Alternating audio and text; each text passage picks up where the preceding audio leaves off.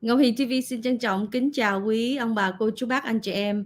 Và ngày hôm nay là ngày 10 tây tháng 9, là cái cuộc bầu cử, cái cuộc tranh luận nảy lửa giữa Tổng thống Donald Trump cùng với lại bà kẹp ha há quý vị. Và hiện tại bây giờ là bây giờ là 8 giờ 59 phút. 1 phút nữa là chúng ta sẽ coi cái cuộc tranh luận được mong đợi nhất trong lịch sử hiện tại quý vị. Và bây giờ Ngọc Hiền xin share cái cuộc tranh luận này giữa Tổng thống Donald Trump với lại bà Kamala Harris quý vị.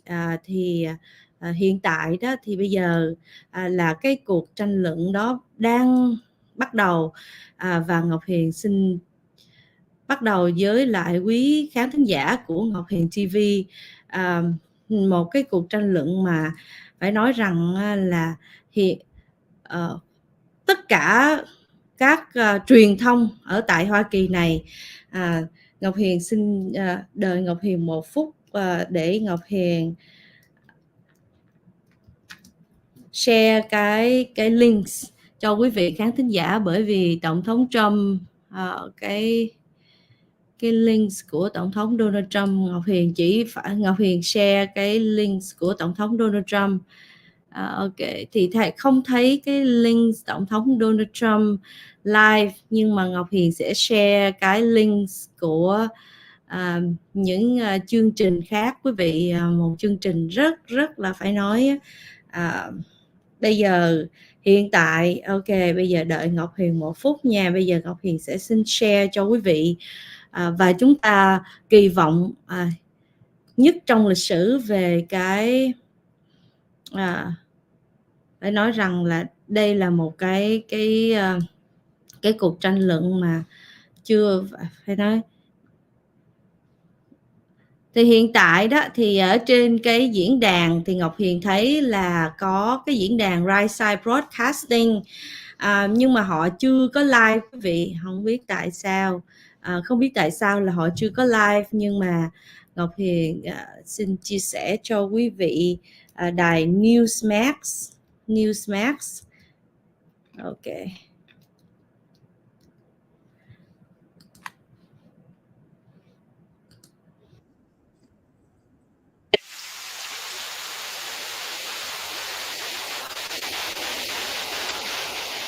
Then this race has taken on an entirely new dynamic. And that brings us to the rules of tonight's debate. 90 minutes with 2 commercial breaks. No topics or questions have been shared with the campaigns. The candidates will have 2 minutes to answer questions, and this is the clock. That's what they'll be seeing. 2 minutes for rebuttals and 1 minute for follow-ups, clarifications, or responses. Their microphones will only be turned on when it's their turn to speak. No pre-written notes allowed. There is no audience here tonight in this hall at the National Constitution Center. This is an intimate setting for 2 candidates who have never met. President Trump won the coin toss. He chose to deliver the final closing statement of the evening. Vice President Harris selected the podium to the right. So let's now welcome the candidates to the stage. Vice President Kamala Harris and President Donald Trump.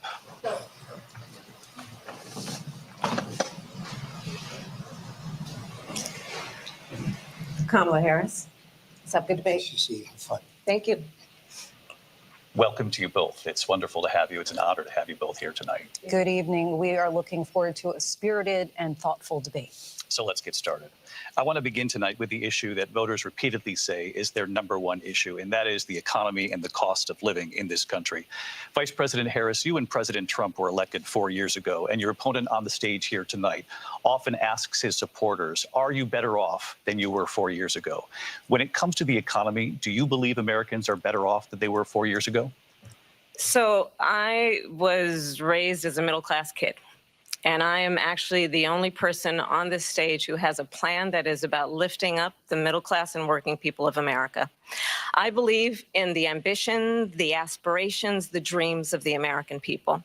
And that is why I imagine and have actually a plan to build what I call an opportunity economy. Because here's the thing. We know that we have a shortage of homes and housing, and the cost of housing is too expensive for far too many people. We know that young families need support to raise their children, and I intend on extending a tax cut for those families of $6,000, which is the largest child tax credit that we have given in a long time so that those young families can afford to buy a crib, buy a car seat, buy clothes for their children. My passion, one of them, is small businesses. My mother raised my sister and me, but there was a woman who helped raise us. We call her our second mother. She was a small business owner. I love our small businesses. My plan is to give a $50,000 tax deduction to start-up small businesses, knowing they are part of the backbone of America's economy. My opponent, on the other hand, his plan is to do what he has done before, which is to provide a tax cut for billionaires and big corporations, which will result in $5 trillion to America's deficit. My opponent has a plan that I call the Trump's sales tax, which would be a 20% tax on everyday goods that you rely on to get through the month. Economists have said that Trump sales tax would actually result for middle-class families in about $4,000 more a year because of his policies and his ideas about what should be the backs of middle-class people paying for tax cuts for billionaires. President Trump, I'll give you 2 minutes. First of all, I have no sales tax. That's an incorrect statement. She knows that. We're doing tariffs on other countries. Other countries are going to finally, after 75 years, pay us back for all that we've done for the world. And the tariff will be substantial in some cases. I took in billions and billions of dollars, as you know, from China. In fact, they never took the tariff off because there was so much money they can't. It would totally destroy everything that they've set out to do. They're taking in billions of dollars from China and other places. They've left the tariffs on. When I had it, I had tariffs, and yet I had no inflation. Look, we've had a terrible economy because inflation which is really known as a country buster. It breaks up countries. We have inflation like very few people have ever seen before, probably the worst in our nation's history. We were at 21%, but that's being generous because many things are 50, 60, 70, and 80% higher than they were just a few years ago. This has been a disaster for people, for the middle class, but for every class. On top of that, we have millions of people pouring into our country from prisons and jails, from mental institutions and insane asylums, and they're coming in and they're taking jobs that are occupied right now by African Americans and Hispanics, and also unions. Unions are going to be affected very soon. And you see what's happening. You see what's happening with towns throughout the United States. You look at Springfield, Ohio. You look at Aurora in Colorado. They are taking over the towns. They're taking over buildings. They're going in violently. These are the people that Xi and Biden led into our country, and they're destroying our country. They're dangerous. They're at the highest level of criminality, and we have to get them out. We have to get them out fast. I created one of the greatest economies in the history of our country. I'll do it again, and even better. We are going to get to immigration and border security during this debate, but I would like to let Vice President Harris respond on the economy here. Well, I would love to. Let's talk about what Donald Trump left us. Donald Trump left us the worst unemployment since the Great Depression. Donald Trump left us the worst public health epidemic in a century. Donald Trump left us the worst attack on our democracy since the Civil War. And what we have done is clean up Donald Trump's mess. What we have done and what I intend to do is build on what we know are the aspirations and the hopes of the American people. But I'm going to tell you all in this debate tonight, you're going to hear from the same old tired playbook, a bunch of lies, grievances, and name-calling. What you're going to hear tonight is a detailed and dangerous plan called Project 2025 that the former president intends on implementing if he were elected again. I believe very strongly that the American people want a president who understands the importance of bringing us together, knowing we have so much more in common than what separates us. And I pledge to you to be a president for all Americans. President Trump will give you a minute here to respond. Number one, I have nothing to do, as you know, and as she knows better than anyone, I have nothing to do with Project 2025. That's out there. I haven't read it. I don't want to read it purposely. I'm not going to read it. This was a group of people that got together. They came up with some ideas, I guess some good, some bad, but it makes no difference. I have nothing to do. Everybody knows I'm an open book. Everybody knows what I'm going to do. Cut taxes very substantially and create a great economy like I did before. We had the greatest economy. We got hit with a pandemic. And the pandemic was not since 1917, where 100 million people died, has there been anything like it. We did a phenomenal job with the pandemic. We handed them over a country where the economy and where the stock market was higher than it was before the pandemic came in. Nobody's ever seen anything like it. We made ventilators for the entire world. We got gowns, we got masks, we did things that nobody thought possible. And people give me credit for rebuilding the military. They give me credit for a lot of things, but not enough credit for the great job we did with the pandemic. But the only jobs they got were bounce back jobs. These were jobs bounced back, and it bounced back and it went to their benefit. But I was the one that created them. They know it, and so does everybody else. Vice President Harris, I'll let you respond. So Donald Trump has no plan for you. And when you look at his economic plan, it's all about tax breaks for the richest people. I am offering what I describe as an opportunity economy, and the best economists in our country, if not the world, have reviewed our relative plans for the future of America. What Goldman Sachs has said is that Donald Trump's plan would make the economy worse. Mine would strengthen the economy. What the Wharton School has said is Donald Trump's plan would actually explode the deficit.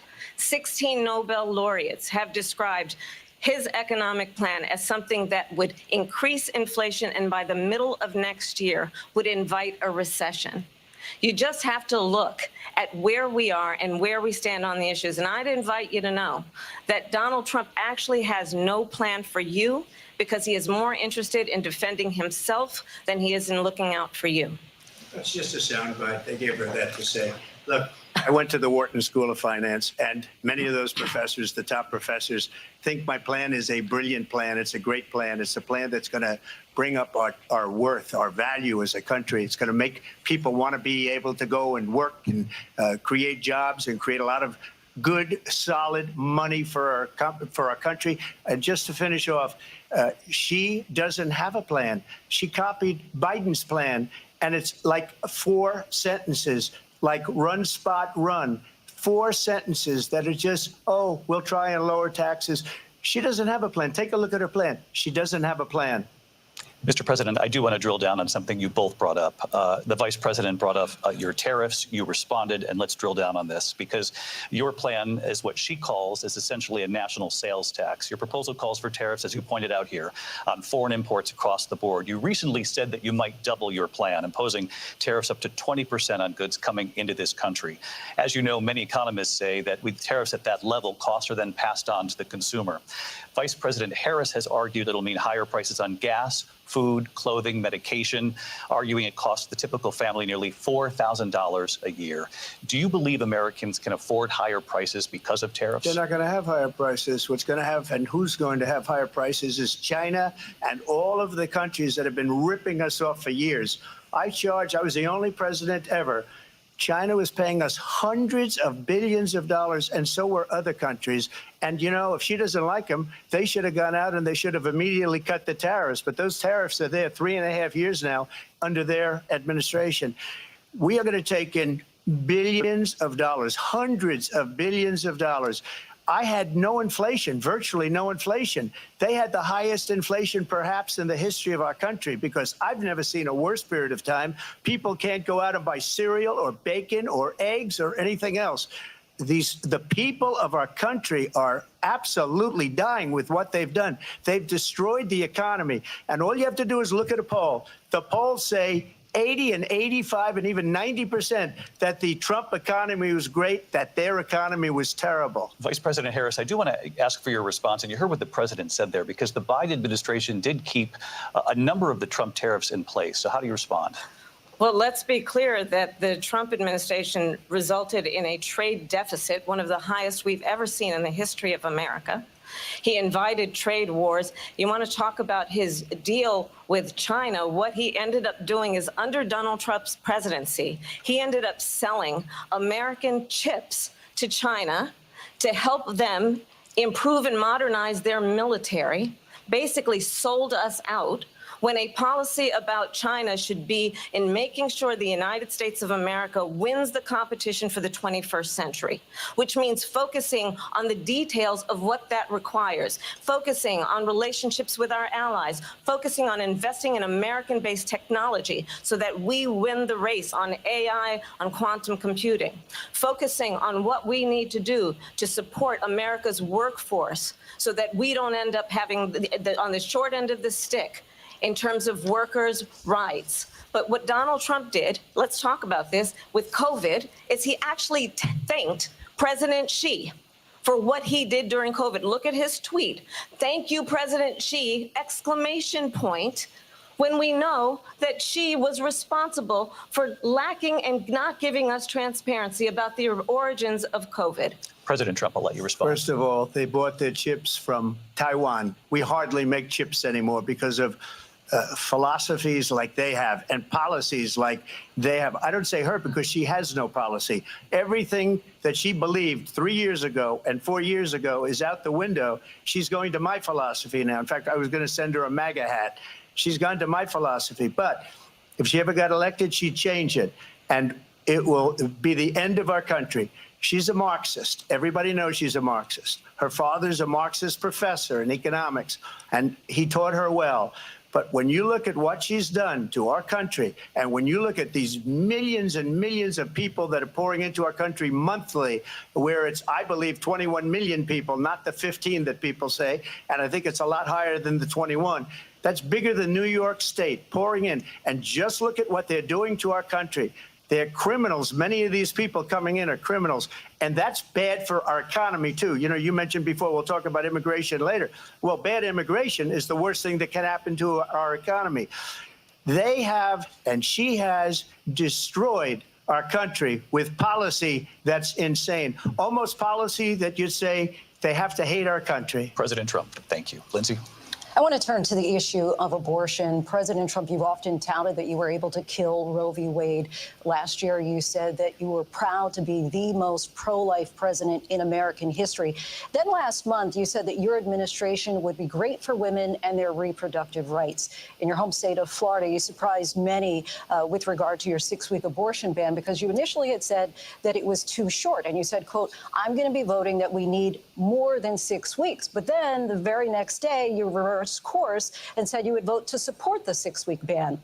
Vice President Harris says that women shouldn't trust you on the issue of abortion because you've changed your position so many times. Therefore, why should they trust you? Well, the reason I'm doing that vote is because the plan is, as you know, the vote is, they have abortion in the 9th month. They even have, and you can look at the governor of West Virginia, the previous governor of West Virginia, not the current governor, who's doing an excellent job, but the governor before, he said the baby will be born and we will decide what to do with the baby. In other words, we'll execute the baby. And that's why I did that, because that predominates, because they're radical. The Democrats are radical in that. And her vice presidential pick, which I think was a horrible pick, by the way, for our country, because he is really out of it. But her vice presidential pick says abortion in the 9th month is absolutely fine. He also says execution after birth. It's execution, no longer abortion, because the baby is born, is okay. And that's not okay with me, hence the vote. But what I did is something for 52 years. They've been trying to get Roe v. Wade into the states.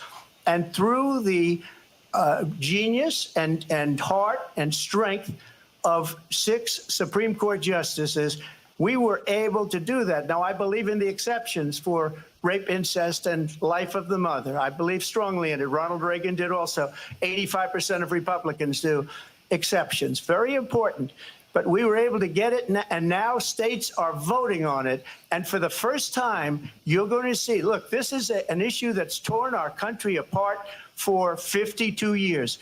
Every legal scholar, every Democrat, every Republican, liberal, conservative, they all wanted this issue to be brought back to the states where the people could vote. And that's what happened.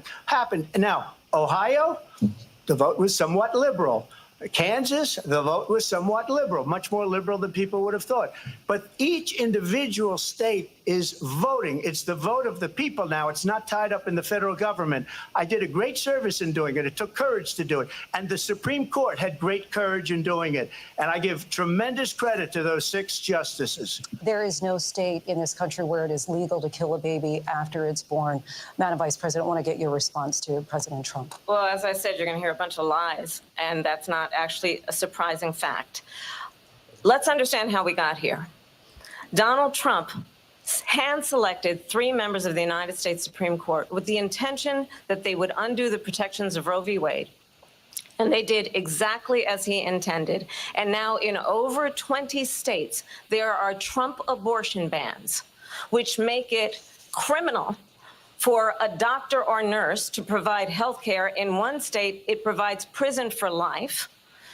Trump abortion bans that make no exception even for rape and incest, which understand what that means. A survivor of a crime, a violation to their body, does not have the right to make a decision about what happens to their body next. That is immoral. And one does not have to abandon their faith or deeply held beliefs to agree. The government, and Donald Trump certainly, should not be telling a woman what to do with her body. I have talked with women around our country. You want to talk about this is what people wanted? Pregnant women who want to carry a pregnancy to term, suffering from a miscarriage, being denied care in an emergency room because the healthcare providers are afraid they might go to jail, and she's bleeding out in a car in the parking lot. She didn't want that. Her husband didn't want that. A 12 or 13-year-old survivor of incest being forced to carry a pregnancy to term. They don't want that. And I pledge to you, when Congress passes a bill to put back in place the protections of Roe v. Wade, as President of the United States, I will proudly sign it into law. But understand, if Donald Trump were to be reelected, he will sign a national abortion ban. Understand, in his Project 2025, there would be a national abortion, a monitor that would be monitoring your pregnancies, your miscarriages. I think the American people believe that certain freedoms, in particular the freedom to make decisions about one's own body, should not be made by the government. Thank you, Vice President Harris. Well, there she goes again. It's a lie. I'm not signing a ban, and there's no reason to sign a ban because we've gotten what everybody wanted. Democrats, Republicans, and everybody else, and every legal scholar wanted it to be brought back into the states, and the states are voting. And it may take a little time, but for 52 years, this issue has torn our country apart, and they've wanted it back in the states. And I did something that nobody thought was possible. The states are now voting. What she says is an absolute lie. And as far as the abortion ban, no, I'm not in favor of abortion ban, but it doesn't matter because this issue has now been taken over by the states. Would you veto a national abortion ban if it came to Well, I your won't desk? have to because, again, two things. Number one, she said she'll go back to Congress. She'll never get the vote. It's impossible for her to get the vote, especially now with the 50-50 and essentially 50-50 in both Senate and the House. She's not going to get the vote. She can't get the vote. She won't even come close to it. So it's just talk. You know what it reminds me of when they said they're going to get student loans terminated, and it ended up being a total catastrophe. The student loans, and then her, I think probably her boss, if you call him a boss, he spends all his time on the beach. But look, her boss went out and said, we'll do it again. We'll do it a different way. And he went out, got rejected again by the Supreme Court. So all these students got taunted with this whole thing about this whole idea and how unfair that would have been. Part of the reason they lost to the millions and millions of people that had to pay off their student loans. They didn't get it for free, but they were saying it's the same way that they talked about that they talk about abortion. But if I could just get a yes or no, because your running mate, J.D. Vance, has said that you would veto if it did come to your desk. Well, I didn't discuss it with J.D. In all fairness, J.D., and I don't mind if he has a certain view, but I think he was speaking for me, but I really didn't.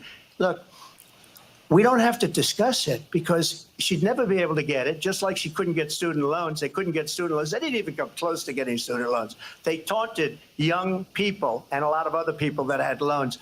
they can never get this approved. So it doesn't matter what she says about going to Congress. So wonderful. Let's go to Congress, do it. But the fact is that for years, they wanted to get it out of Congress and out of the federal government. And we did something that everybody said couldn't be done. And now you have a vote of the people on abortion. Vice President Harris, I want to give you your time to respond, but I do want to ask, would you support any restrictions on a woman's right to an abortion? I absolutely support reinstating the protections of Roe v. Wade.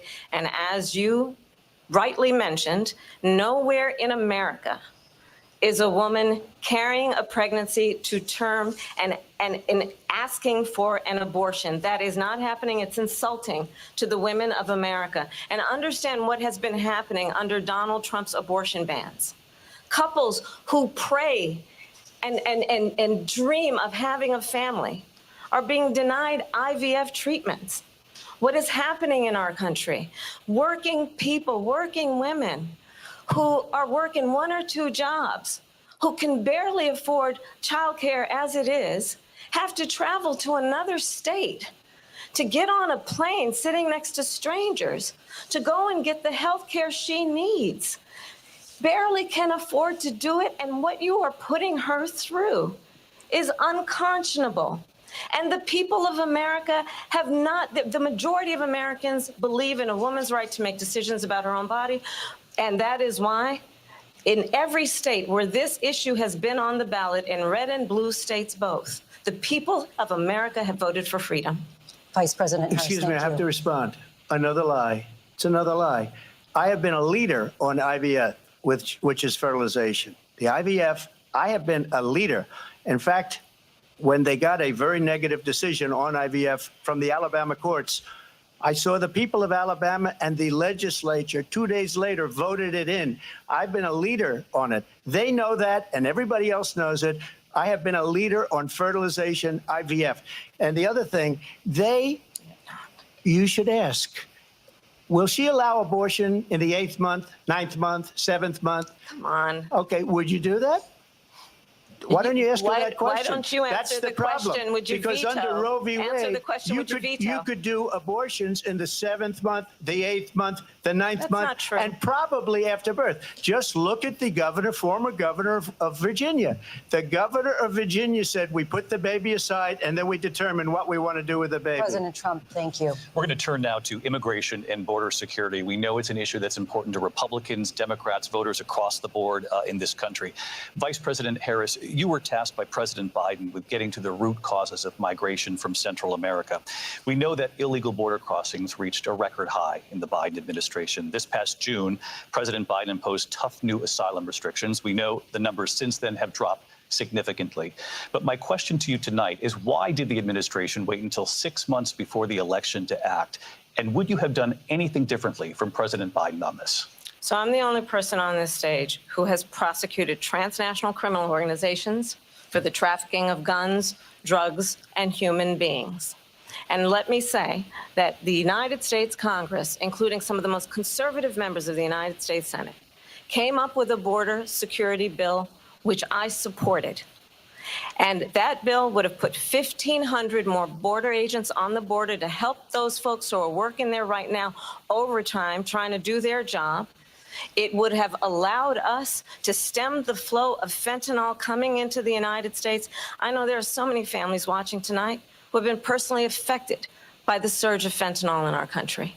That bill would have put more resources to allow us to prosecute transnational criminal organizations for trafficking in guns, drugs, and human beings. But you know what happened to that bill? Donald Trump got on the phone, called up some folks in Congress and said, kill the bill. And you know why? Because he'd prefer to run on a problem instead of fixing a problem.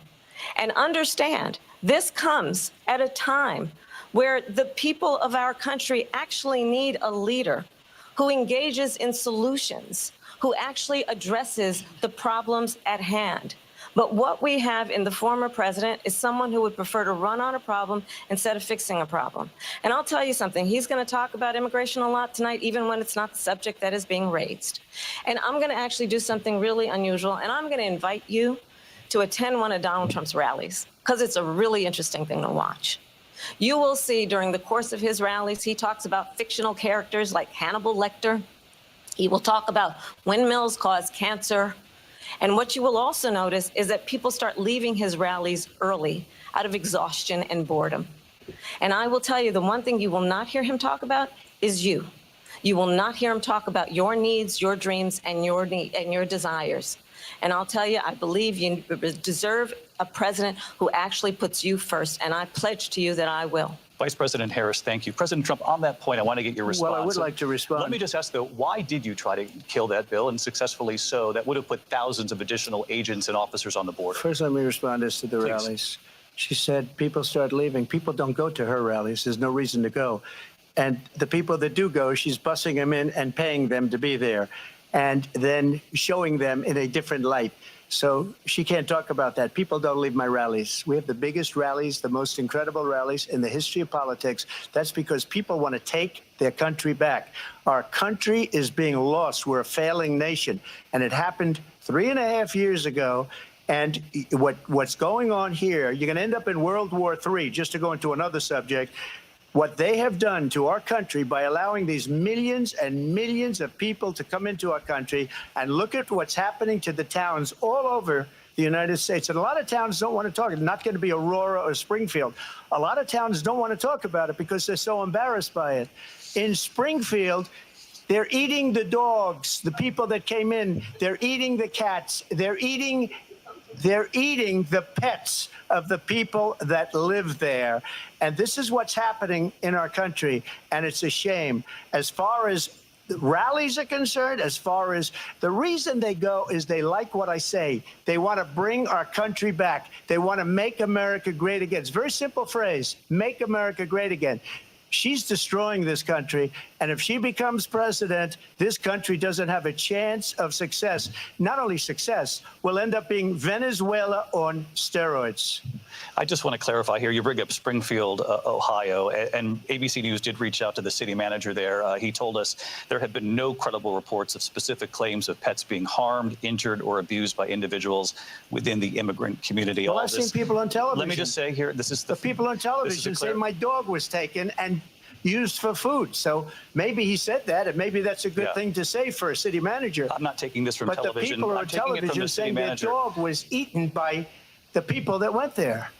Again, the Springfield city manager says there's no evidence of that. Vice President Harris, I'll let you respond to the rest of what you've heard. You talk about extreme. This is, I think, one of the reasons why in this election, I actually have the endorsement of 200 Republicans who have formerly worked with President Bush, Mitt Romney, and John McCain, including the endorsement of former Vice President Dick Cheney and Congress member Liz Cheney. And if you want to really know the inside track on who the former president is, if he didn't make it clear already, just ask people who have worked with him. His former chief of staff, a four-star general, has said he has contempt for the Constitution of the United States. His former national security advisor has said he is dangerous and unfit. His former Secretary of Defense has said the nation, the republic, would never survive another Trump term. And when we listen to this kind of rhetoric, when the issues that affect the American people are not being addressed, I think the choice is clear in this election. President Trump, I'll give you a quick minute to respond here. Thank you, because when I hear that, see, I'm a different kind of a person. I fired most of those people. Not so graciously. They did bad things or a bad job. I fired them. They never fired one person.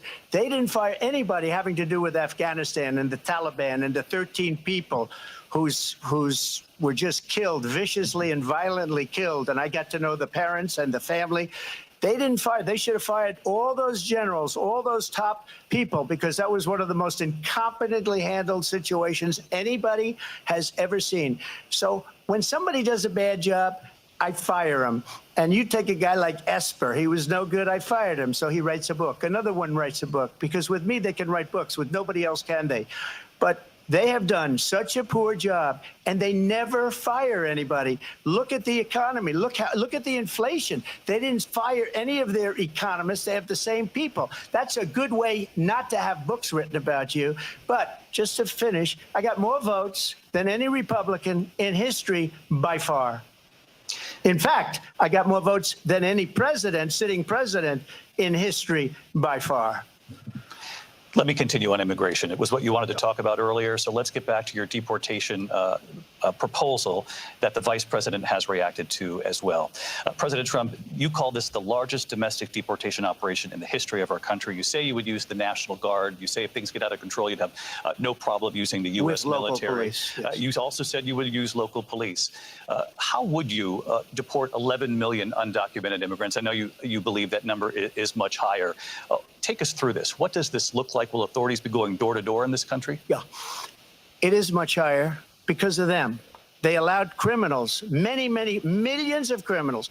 They allowed terrorists. They allowed common street criminals. They allowed people to come in, drug dealers, to come into our country. And they're now in the United States and told by their countries like Venezuela, don't ever come back or we're going to kill you. Do you know that crime in Venezuela and crime in countries all over the world is way down?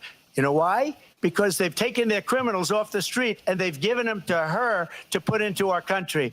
And this will be one of the greatest mistakes in history for them to allow. And I think they probably did it because they think they're going to get votes, but it's not worth it because they're destroying the fabric of our country by what they've done. There's never been anything done like this at all. They've destroyed the fabric of our country. Millions of people let in, and all over the world, crime is down all over the world except here. Crime here is up and through the roof. Despite their fraudulent statements that they made, crime in this country is through the roof. And we have a new form of crime. It's called migrant crime, and it's happening at levels that nobody thought possible. President Trump, as you know, the FBI says overall violent crime is actually coming down in this country. But excuse me, the FBI they were defrauding statements. They didn't include the worst cities. They didn't include the cities with the worst crime. It was a fraud, just like their number of 818,000 jobs that they said they created turned out to be a fraud. President Trump, thank you. I'll let you respond, Vice President Harris. Well, I think this is so rich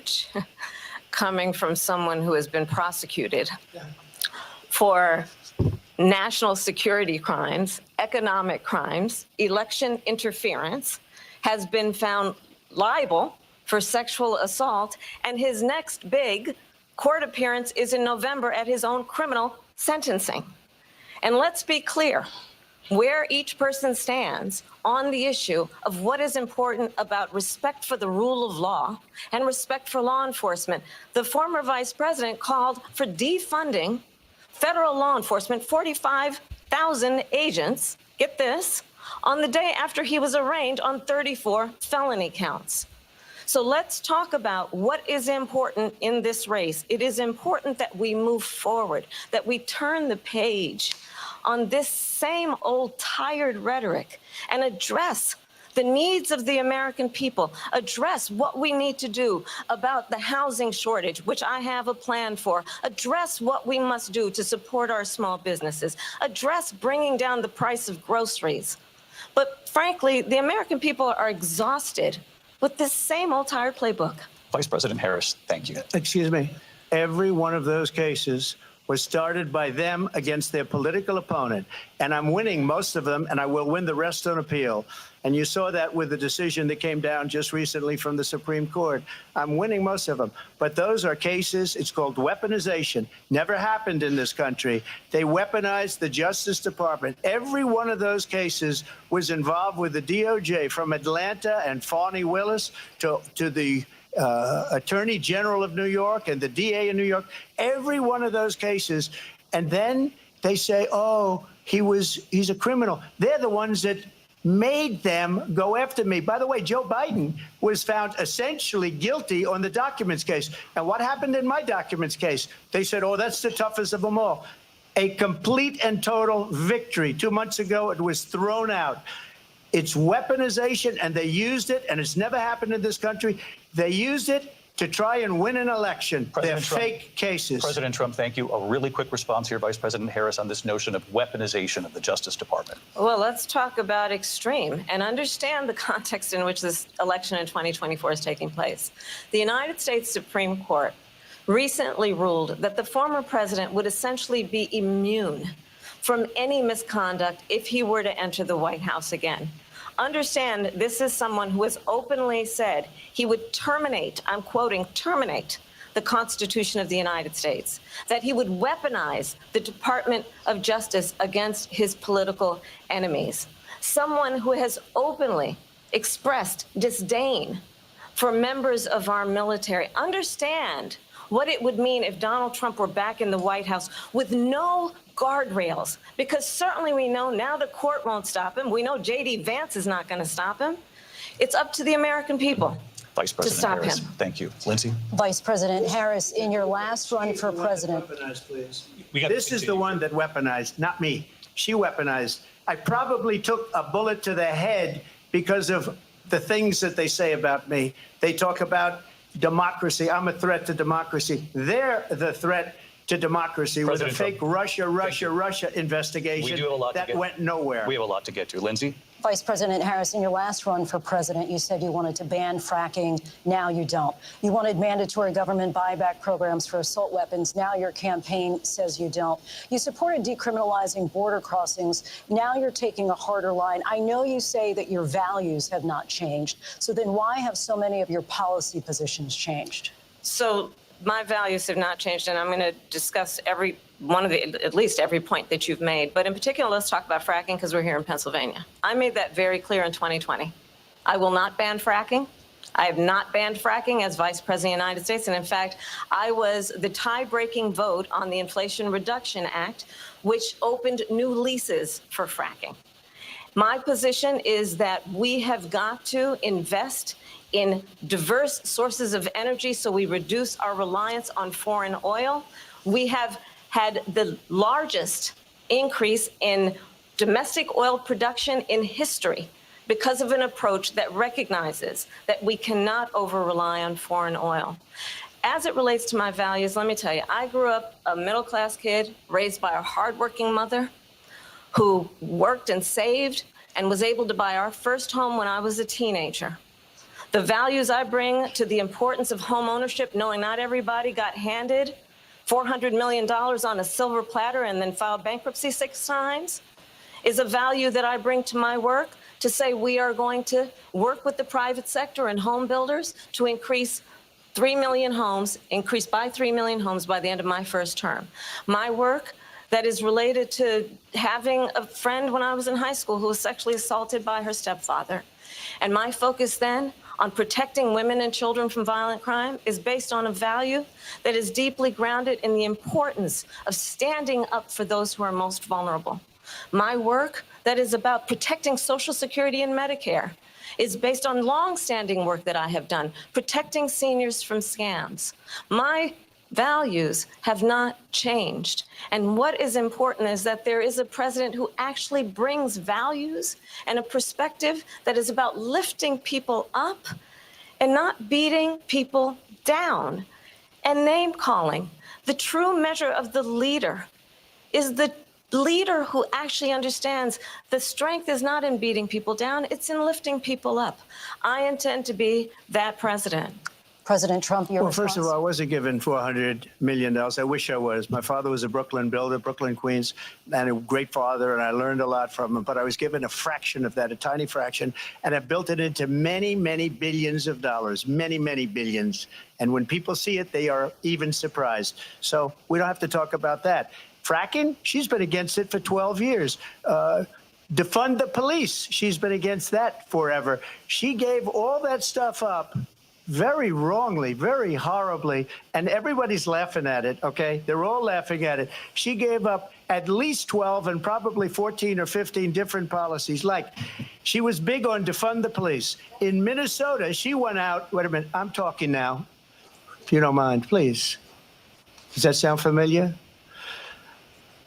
She went out in Minnesota and wanted to let criminals that killed people, that burned down Minneapolis, she went out and raised money to get them out of jail. She did things that nobody would ever think of. Now she wants to do transgender operations on illegal aliens that are in prison. This is a radical left liberal that would do this. She wants to confiscate your guns, and she will never allow fracking in Pennsylvania. if she won the election, fracking in Pennsylvania will end on day one. Just to finish, one thing so important in my opinion. So I got the oil business going like nobody has ever done before. When they took over, they got rid of it, started getting rid of it, and the prices were going up the roof. They immediately let these guys go to where they were. I would have been 5 times, 4 times, 5 times higher, because you're talking about 3.5 years ago. They got it up to where I was because they had no choice, because the prices of energy were quadrupling and doubling. You saw what happened to gasoline. So they said, let's go back to Trump. But if she won the election, the day after that election, they'll go back to destroying our country, and oil will be dead, fossil fuel will be dead, we'll go back to windmills, and we'll go back to solar, where they need a whole desert to get some energy to come out of it. You ever see a solar plant? By the way, I'm a big fan of solar, but they take 400, 500 acres of desert President soil. Trump, we have a These lot are of not good issues things that we for the have to get environment to. that We're she out of time. understands. Thank you. Lindsay, thank you. We have an election in just 56 days. And I want to talk about the peaceful transfer of power, which, of course, we all know is a cornerstone of our democracy, and the role of a president in a moment of crisis. Mr. President, on January 6th, you told your supporters to march to the Capitol. You said you would be right there with them. The country and the world saw what played out at the Capitol that day, the officers coming under attack. Aides in the West Wing say you watched it unfold on television off the Oval Office. You did send out tweets, but it was more than 2 hours before you sent out that video message telling your supporters to go home. Is there anything you regret about what you did on that day? You just said a thing that isn't covered. Peacefully and patriotically, I said during my speech, not later on. Peacefully and patriotically. And nobody on the other side was killed. Ashley Babbitt was shot by an out-of-control police officer that should have never, ever shot her. It's a disgrace. But we didn't do this group of people that have been treated so badly. I ask, what about all the people that are pouring into our country and killing people that she allowed to pour in? She was the border czar. Remember that. She was the border czar. She doesn't want to be called the border czar because she's embarrassed by the border. In fact, she said at the beginning, well, I'm surprised you're not talking about the border yet. That's because she knows what a bad job they've done. What about those people? When are they going to be prosecuted? When are these people from countries all over the world, not just South America? They're coming in from all over the world, David, all over the world. And crime rates are down all over the world because of it. But let me just when are those, David, when are those people going to be prosecuted? When are the people that burned down Minneapolis going to be prosecuted? Or in Seattle? They went into Seattle. They took over a big percentage of the city of Seattle. When are those people going to be prosecuted? But let me just ask you. You might ask her that question. You were the president. You were watching it unfold on television. It's a very simple question as we move forward toward another election. Is there anything you regret about what you did on that day? Yes, sir. I had nothing to do with that other than they asked me to make a speech. I showed up for a speech. I said, I think it's going to be big. I went to Nancy Pelosi and the mayor of Washington, D.C., and the mayor put it back in writing, as you know. I said, you know, this is going to be a very big rally or whatever you want to call it. And again, it wasn't done by me. It was done by others. I said, I'd like to give you 10,000 National Guard or soldiers. They rejected me. Nancy Pelosi rejected me. It was just 2 weeks ago. Her daughter has a tape of her saying she is fully responsible for what happened. They want to get rid of that tape. It would have never happened if Nancy Pelosi and the mayor of Washington did their jobs. I wasn't responsible for security. Nancy Pelosi was responsible. She didn't do her job. The question was about you as president, not about former Speaker Pelosi, but I do want Vice President Harris to respond here. I was at the Capitol on January 6th. I was the vice president-elect. I was also an acting senator. I was there. And on that day, the President of the United States incited a violent mob to attack our nation's capital, to desecrate our nation's capital. On that day, 140 law enforcement officers were injured, and some died. And understand, the former president has been indicted and impeached for exactly that reason. But this is not an isolated situation. Let's remember Charlottesville, where there was a mob of people carrying tiki torches, spewing anti-Semitic hate. And what did the president then at the time say? there were fine people on each side. Let's remember that when it came to the Proud Boys, a militia, the former president said, stand back and stand by. So for everyone watching who remembers what January 6th was, I say we don't have to go back. Let's not go back. We're not going back. It's time to turn the page. And if that was a bridge too far for you, well, there is a place in our campaign for you to stand for country, to stand for our democracy, to stand for rule of law, and to end the chaos, and to end the approach that is about attacking the foundations of our democracy because you don't like the outcome. And be clear on that point. Donald Trump, the candidate, has said in this election there will be a bloodbath if this and the outcome of this election is not to his liking. Let's turn the page on this. Let's not go back. Let's chart a course for the future and not go backwards to the past. Let me just follow up here. It was a different term, and it was a term that related to energy because they have destroyed our energy business. That was where bloodbath was. Also, on Charlottesville, that story has been, as you would say, debunked. Laura Ingraham, Sean Hannity, Jesse, all of these people, they covered it. If they go an extra sentence, they will see it was perfect. It was debunked in almost every newspaper, but they still bring it up, just like they bring 2025 up. They bring all of this stuff up. I ask you this, you talk about the Capitol. Why are we allowing these millions of people to come through on the southern border? How come she's not doing anything? And I'll tell you what I would do, and I would be very proud to do it. I would say we would both leave this debate right now. I'd like to see her go down to Washington, D.C. during this debate because we're wasting a lot of time. Go down to, because she's been so bad, it's so ridiculous. Go down to Washington, D.C. and let her sign a bill to close up the border because they have the right to do it. They don't need bills. They have the right to do it. The President of the United States, you'll get him out of bed. You'll wake him up at 4 o'clock in the afternoon. You'll say, come on down to the office. Let's sign a bill. If he signs a bill that the border is closed, all he has to do is say it to the Border Patrol, who are phenomenal. If they do that, the border is closed. Mr. Those President, people are killing many people, unlike J6. We talked immigration here tonight. I do want to focus on this next issue to both of you because it really brings us this into focus, truth in these times that we're living in. Mr. President, for 3.5 years after you lost the 2020 election, you repeatedly falsely claimed that you won, many times saying you won in a landslide.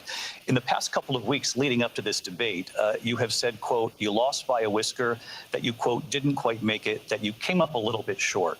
I said that? Are you now acknowledging that you lost in 2020? No, I don't acknowledge that at all. But I said that sarcastically. You know that. It was said, oh, we lost by a whisker. That was said sarcastically. Look, there's so much proof. All you have to do is look at it. And they should have sent it back to the legislatures for approval. I got almost 75 million votes, the most votes any sitting president has ever gotten. I was told if I got 63, which was what I got in 2016, you can't be beaten.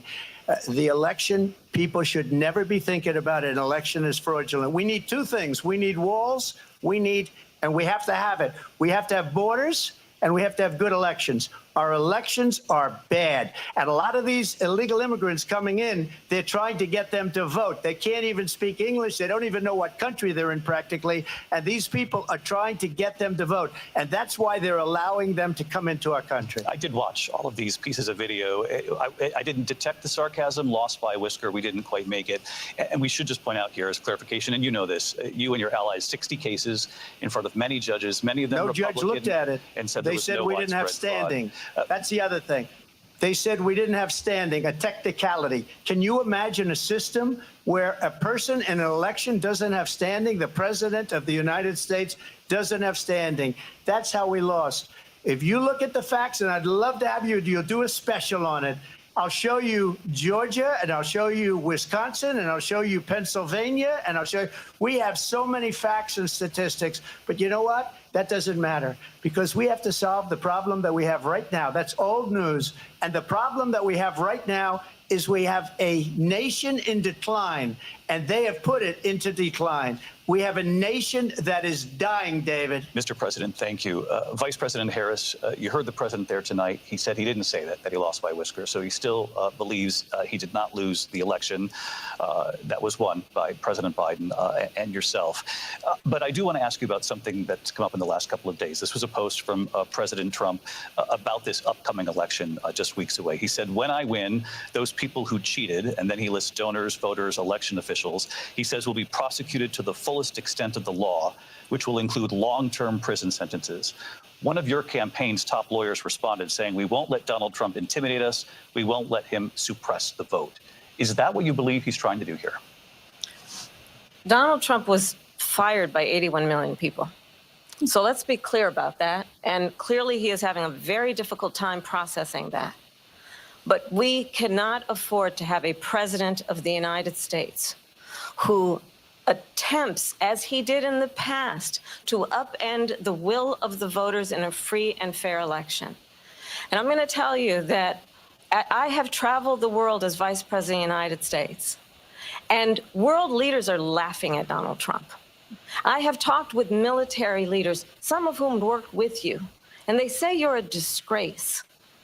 And when you then talk in this way in a presidential debate and deny what over and over again are court cases you have lost because you did, in fact, lose that election, it leads one to believe that perhaps we do not have in the candidate to my right the temperament or the ability to not be confused about fact. That's deeply troubling, and the American people deserve better. I'll give you 1 minute to respond, Mr. President. Let me just say about world leaders. Viktor Orban, one of the most respected men, they call him a strong man. He's a tough person, smart. Prime Minister of Hungary. They said, why is the whole world blowing up? 3 years ago, it wasn't. Why is it blowing up? He said, because you need Trump back as president.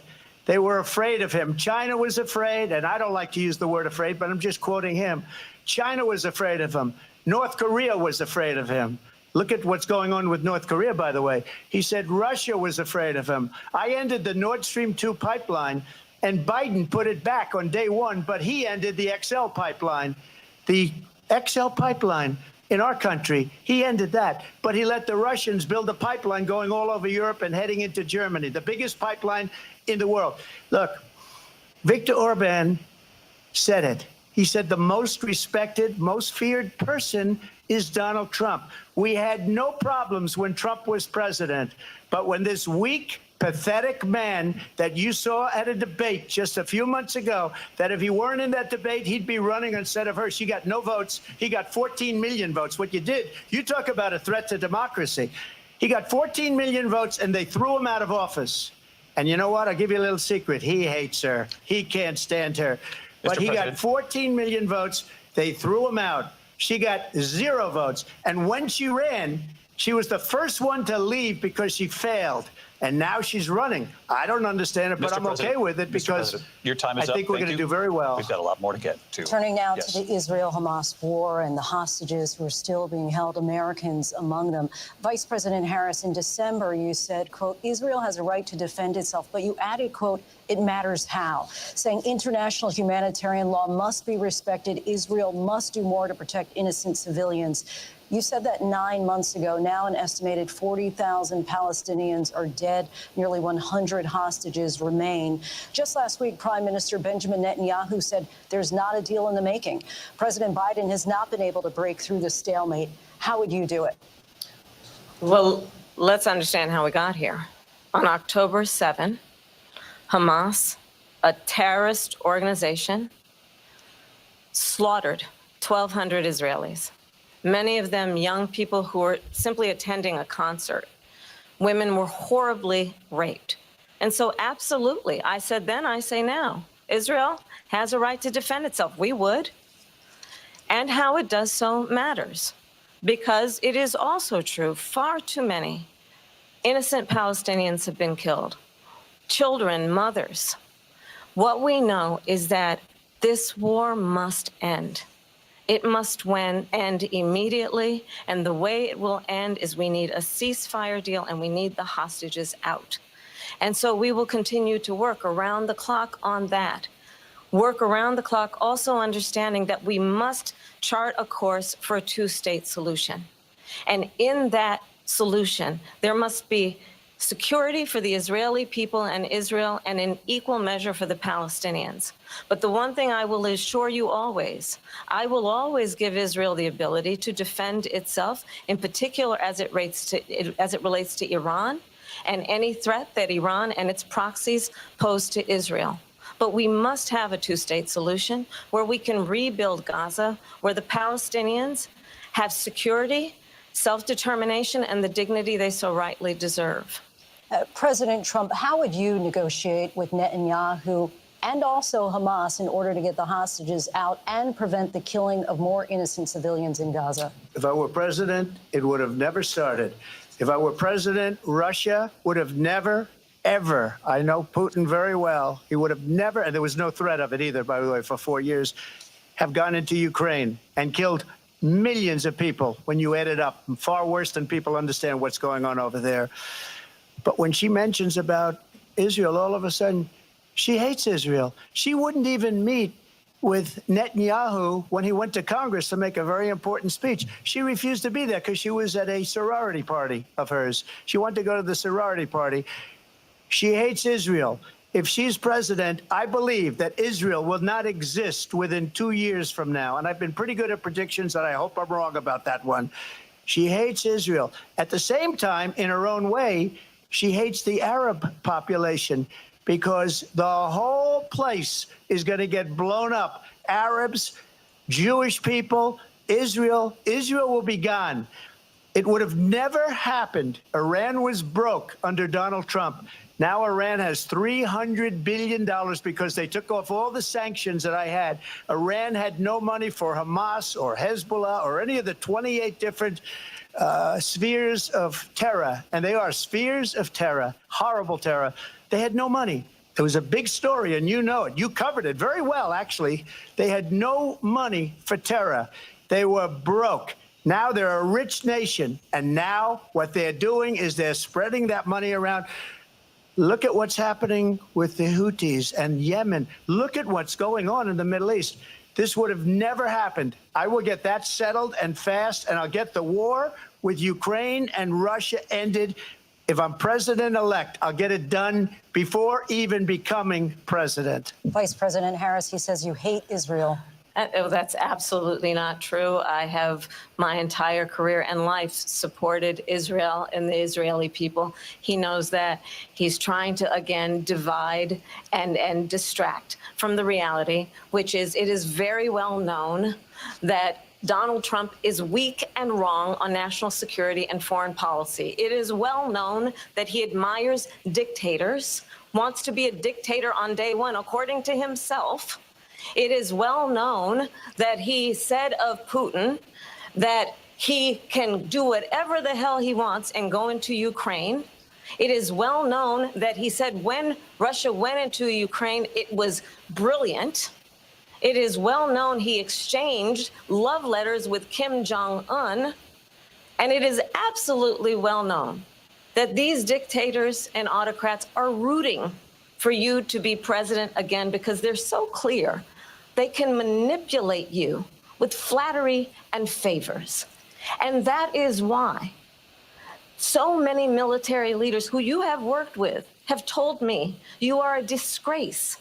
That is why we understand that we have to have a president who is not consistently weak and wrong on Vice national President security, Harris. including the importance of upholding and respecting in highest regard our military. Vice President Harris, thank you. They're the ones, and she's the one that caused it, that's weak on national security by allowing every nation last month for the year, 168 different countries sending people into our country. Their crime rates are way down.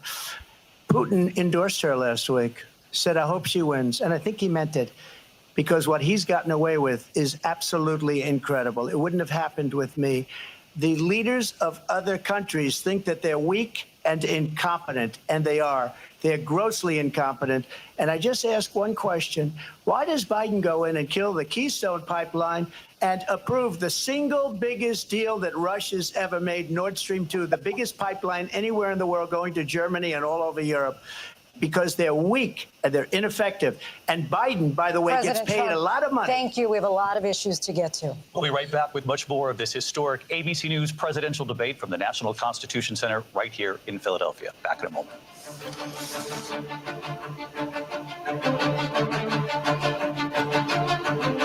The ABC News presidential debate will continue after this.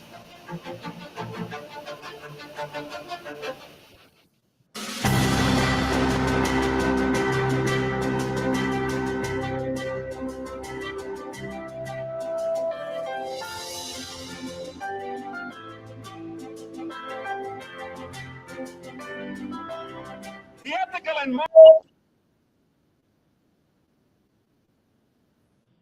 Quý vị thấy bà kẹp ha há này đúng là quá xạo láo quá quý vị ơi.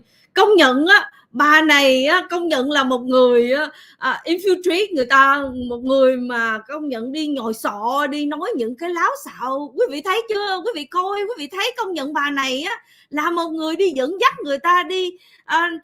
Người ta hỏi câu này, ví dụ như hỏi là bà cảm thấy như thế nào về cái câu hỏi đầu tiên, bà cảm thấy như thế nào về cái tình hình kinh tế 4 năm nay và 4 năm trước đó, thì tự nhiên cái bà lại trả lời một cách coi như là trả lời tôi lớn lên với một gia đình nghèo, một cái gia đình phải khó khăn và với người mẹ đơn thân cùng với lại em của tôi này nọ, không có trả lời gì được quý vị. Và có rất là nhiều, phải nói rằng là bà này bả là người kiếm chuyện. Và quý vị thấy là tổng thống Donald Trump nhiều khi đang nói mà bả còn nhảy vô trong cái miệng của tổng thống Donald Trump, dễ sợ quý vị. Có những bà này xạo dễ sợ và nói xạo nói láo mà bị bắt mấy lần luôn, và nhiều lần lắm dễ công nhận quý vị. Công nhận con mẹ này lưỡi không xương, nhiều đường lắt léo là con mẹ mụ phù thủy này quý vị.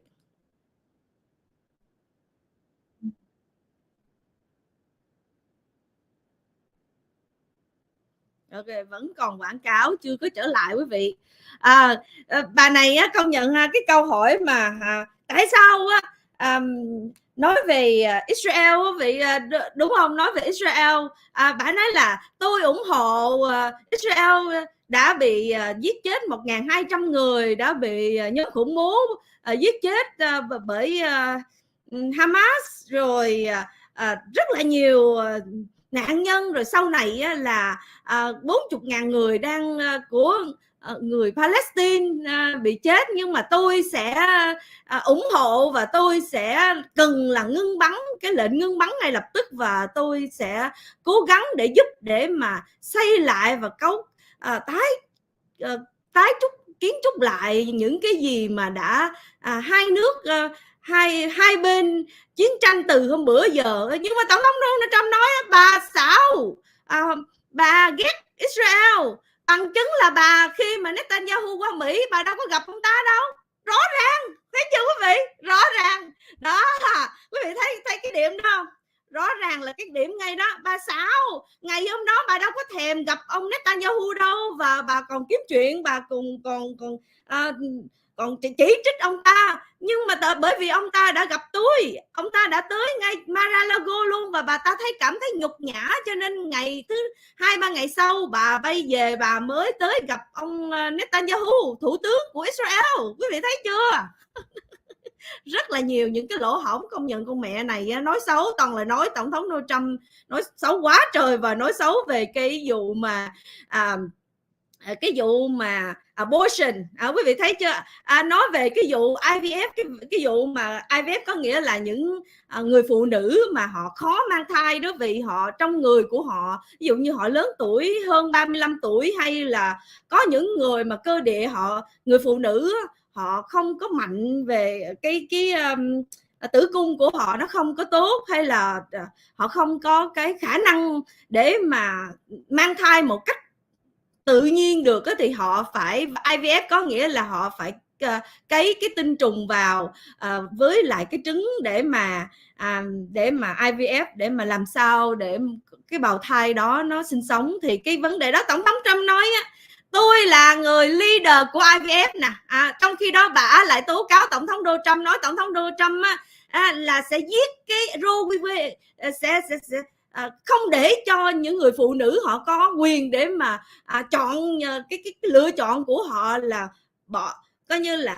phá thai này nọ, hay là có những người phụ nữ mà họ bị miscarriage, có nghĩa là có những người phụ nữ mà họ giống như là họ bị hư thai đó, họ chảy máu ở ngoài, bạn nói chứ họ chảy máu ngoài đó mà trong khi đó có những bác sĩ không dám, họ không dám điều trị những cái case đó, bởi vì nếu mà họ điều trị những cái case mà bị hư thai thì họ sẽ bị nhận lãnh cái hậu quả, rồi họ sẽ bị no. Tổng thống Trump nói no, cái này là tôi nói về mỗi một tiểu bang họ có cái quyền riêng của họ, và mỗi tiểu bang họ phải có cái exception, có nghĩa là có những cái vấn đề ngoại lệ, có nghĩa là bị giống như là bị hư thai nè, hay là bị hiếp dâm nè, hay là bị coi như là nguy hiểm đến tính mạng người mẹ, có nghĩa là tính mạng người mẹ là đang bị chảy máu, đang trong quá trình mang thai mà bị hư thai như vậy, thì người mẹ phải được cứu.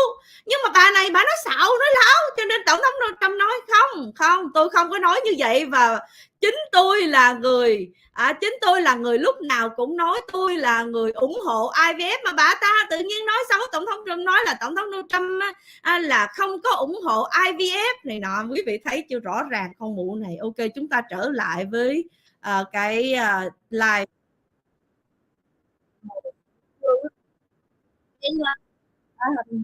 Hình như là họ có trời ơi, bị bắt quá trời luôn, bị bắt lỗi nói láo.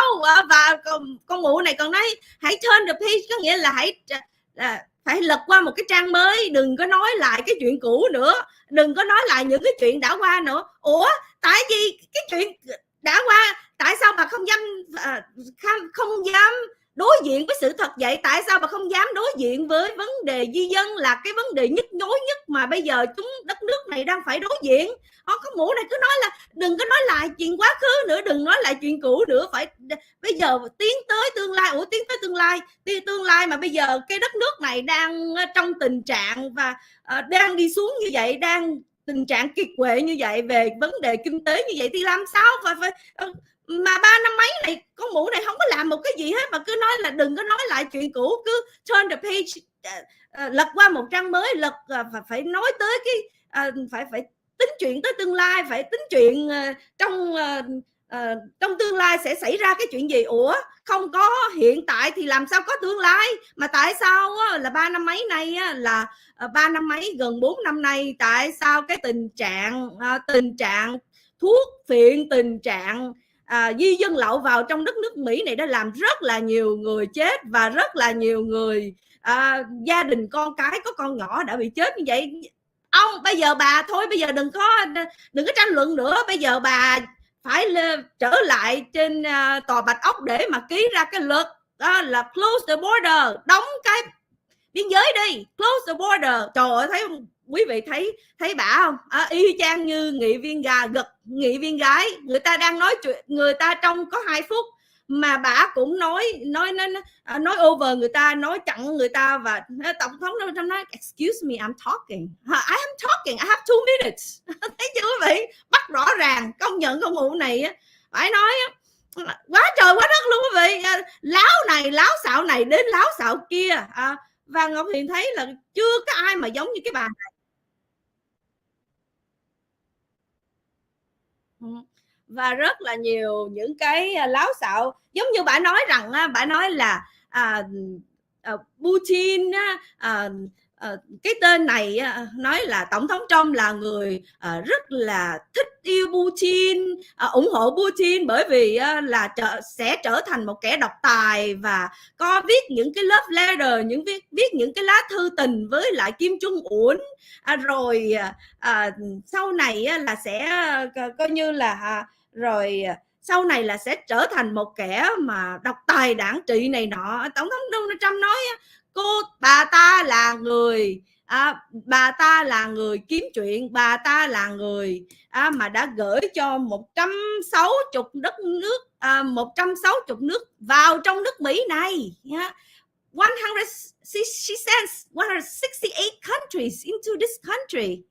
Và khi tôi làm tổng thống, tất cả châu Âu, châu Á hay là tất cả các nơi đều có hòa bình. Kim Jong-un cũng sợ tôi.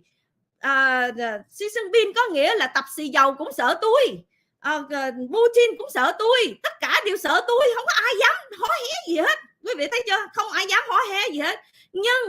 Nhưng khi chính phủ này của Biden với lại kẹp ha là bắt đầu mọi chuyện đều xảy ra. Bắt đầu Putin lại chiếm Ukraine, lại đánh chiếm Ukraine, rồi bắt đầu cái chuyện của Israel.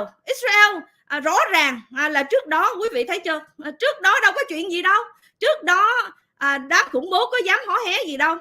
Tất cả đều sợ tôi, tất cả các nước đều sợ tôi, nhất là cái thằng Iran. Lúc mà tôi làm tổng thống là nó rất là nghèo khổ và cái đất nước của nó là không có được sản xuất dầu thoải mái. Nhưng khi tôi xuống là Biden đã ký cho một cái pipeline stone, có nghĩa là một cái những cái hãng dầu của nước Mỹ này là đóng hết để bây giờ là nó có biết bao, nó giàu lên xong bắt đầu bây giờ nó ủng hộ khủng bố để mà tiêu diệt Israel. Quý vị thấy chưa? Nó rõ ràng là cái con mụ này là cái playbook, cái kiểu nói chuyện của Đảng Cộng sản Dân Chủ là infiltrate, inject vào đầu, chích vào đầu, bơm vào đầu những cái láo xạo vào trong cái những người mà không có hiểu biết về, không hiểu tiếng Anh nhiều, hay là họ không có coi theo dõi sát sao giống như vậy. Tổng thống Donald Trump nói tôi không có, rõ ràng là bây giờ đó là ông Putin nó còn ủng hộ bả để đắc cử cho cái mùa bầu cử này. Lý do tại sao? Tại vì Putin, quý vị thấy là bởi vì bà ta nhu nhược, bà ta đâu có dám làm gì với Putin đâu, cho nên Putin mới ủng hộ bà ta. Quý vị thấy rõ ràng chưa? Quý vị thấy bà ta bây giờ đang làm phó tổng thống với lại ông Biden thì ngủ gật rồi, không biết chuyện gì rồi. Nhưng mà cái chuyện bữa giờ là Ukraine bị đánh chiếm như vậy, biết bao nhiêu triệu người chết, đúng không quý vị? Nhưng mà bà ta quá yếu kém, quá nhu nhược, không dám làm gì Putin, cho nên Putin mới thích bà ta sẽ được đắc cử vào tháng 11 này.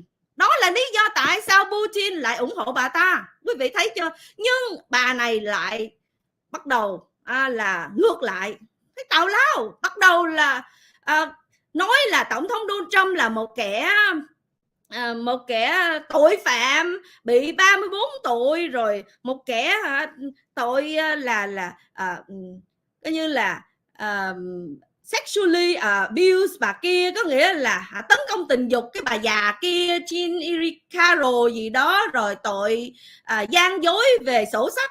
Ủa, tổng thống Donald Trump nói đó, đúng rồi,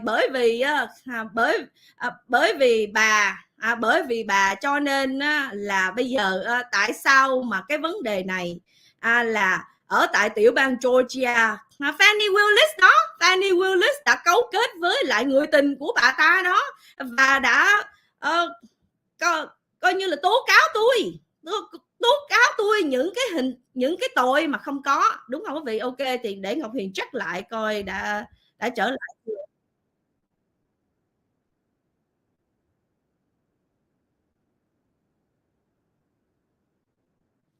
Xin lỗi quý vị, Ngọc Hiền check trở lại. Ok.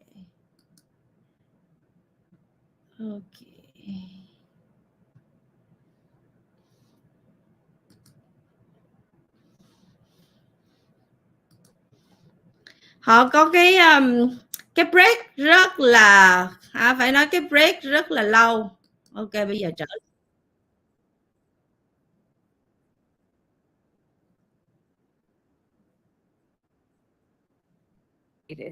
one of the weakest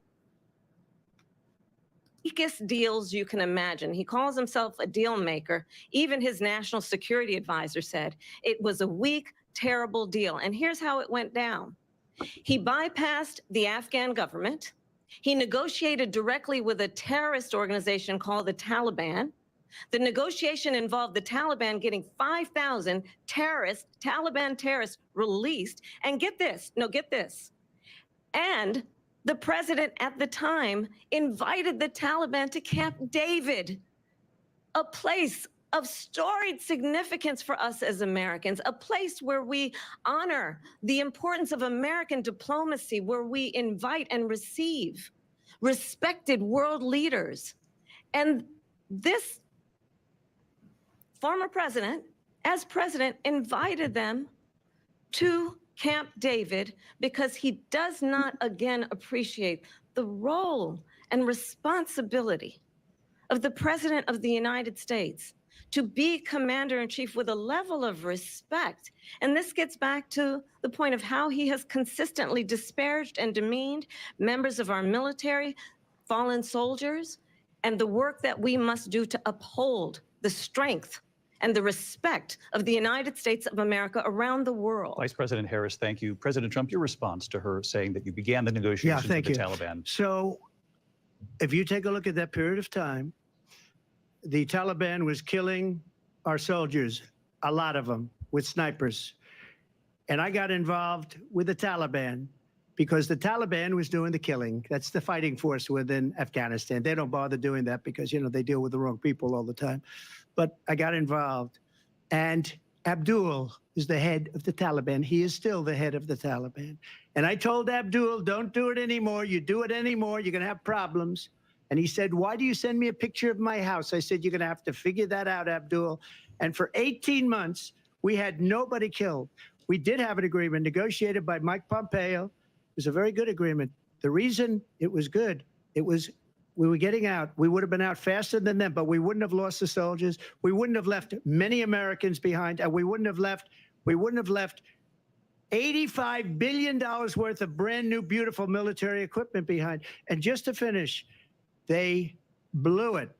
The agreement said you have to do this, and they didn't do it.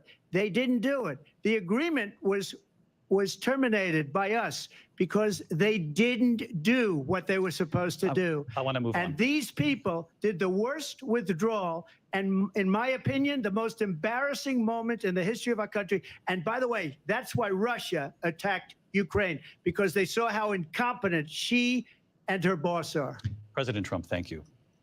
I want to move on now to race and politics in this country. Mr. President, you recently said of Vice President Harris, quote, I didn't know she was black until a number of years ago when she happened to turn black, and now she wants to be known as black.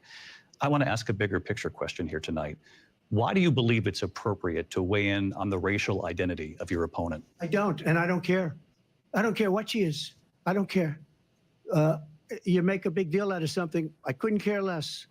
Whatever she wants to be is okay with me. But those were your words, so I'm asking. I don't know. I mean, all I can say is I read where she was not black, that she put out, and I'll say that. And then I read that she was black, and that's okay. Either one was okay with me. That's up to her. That's up to her. Vice President Harris, your thoughts on this? I think it's, I mean, honestly, I think it's a tragedy that we have someone who wants to be president who has consistently, over the course of his career, attempted to use race to divide the American people.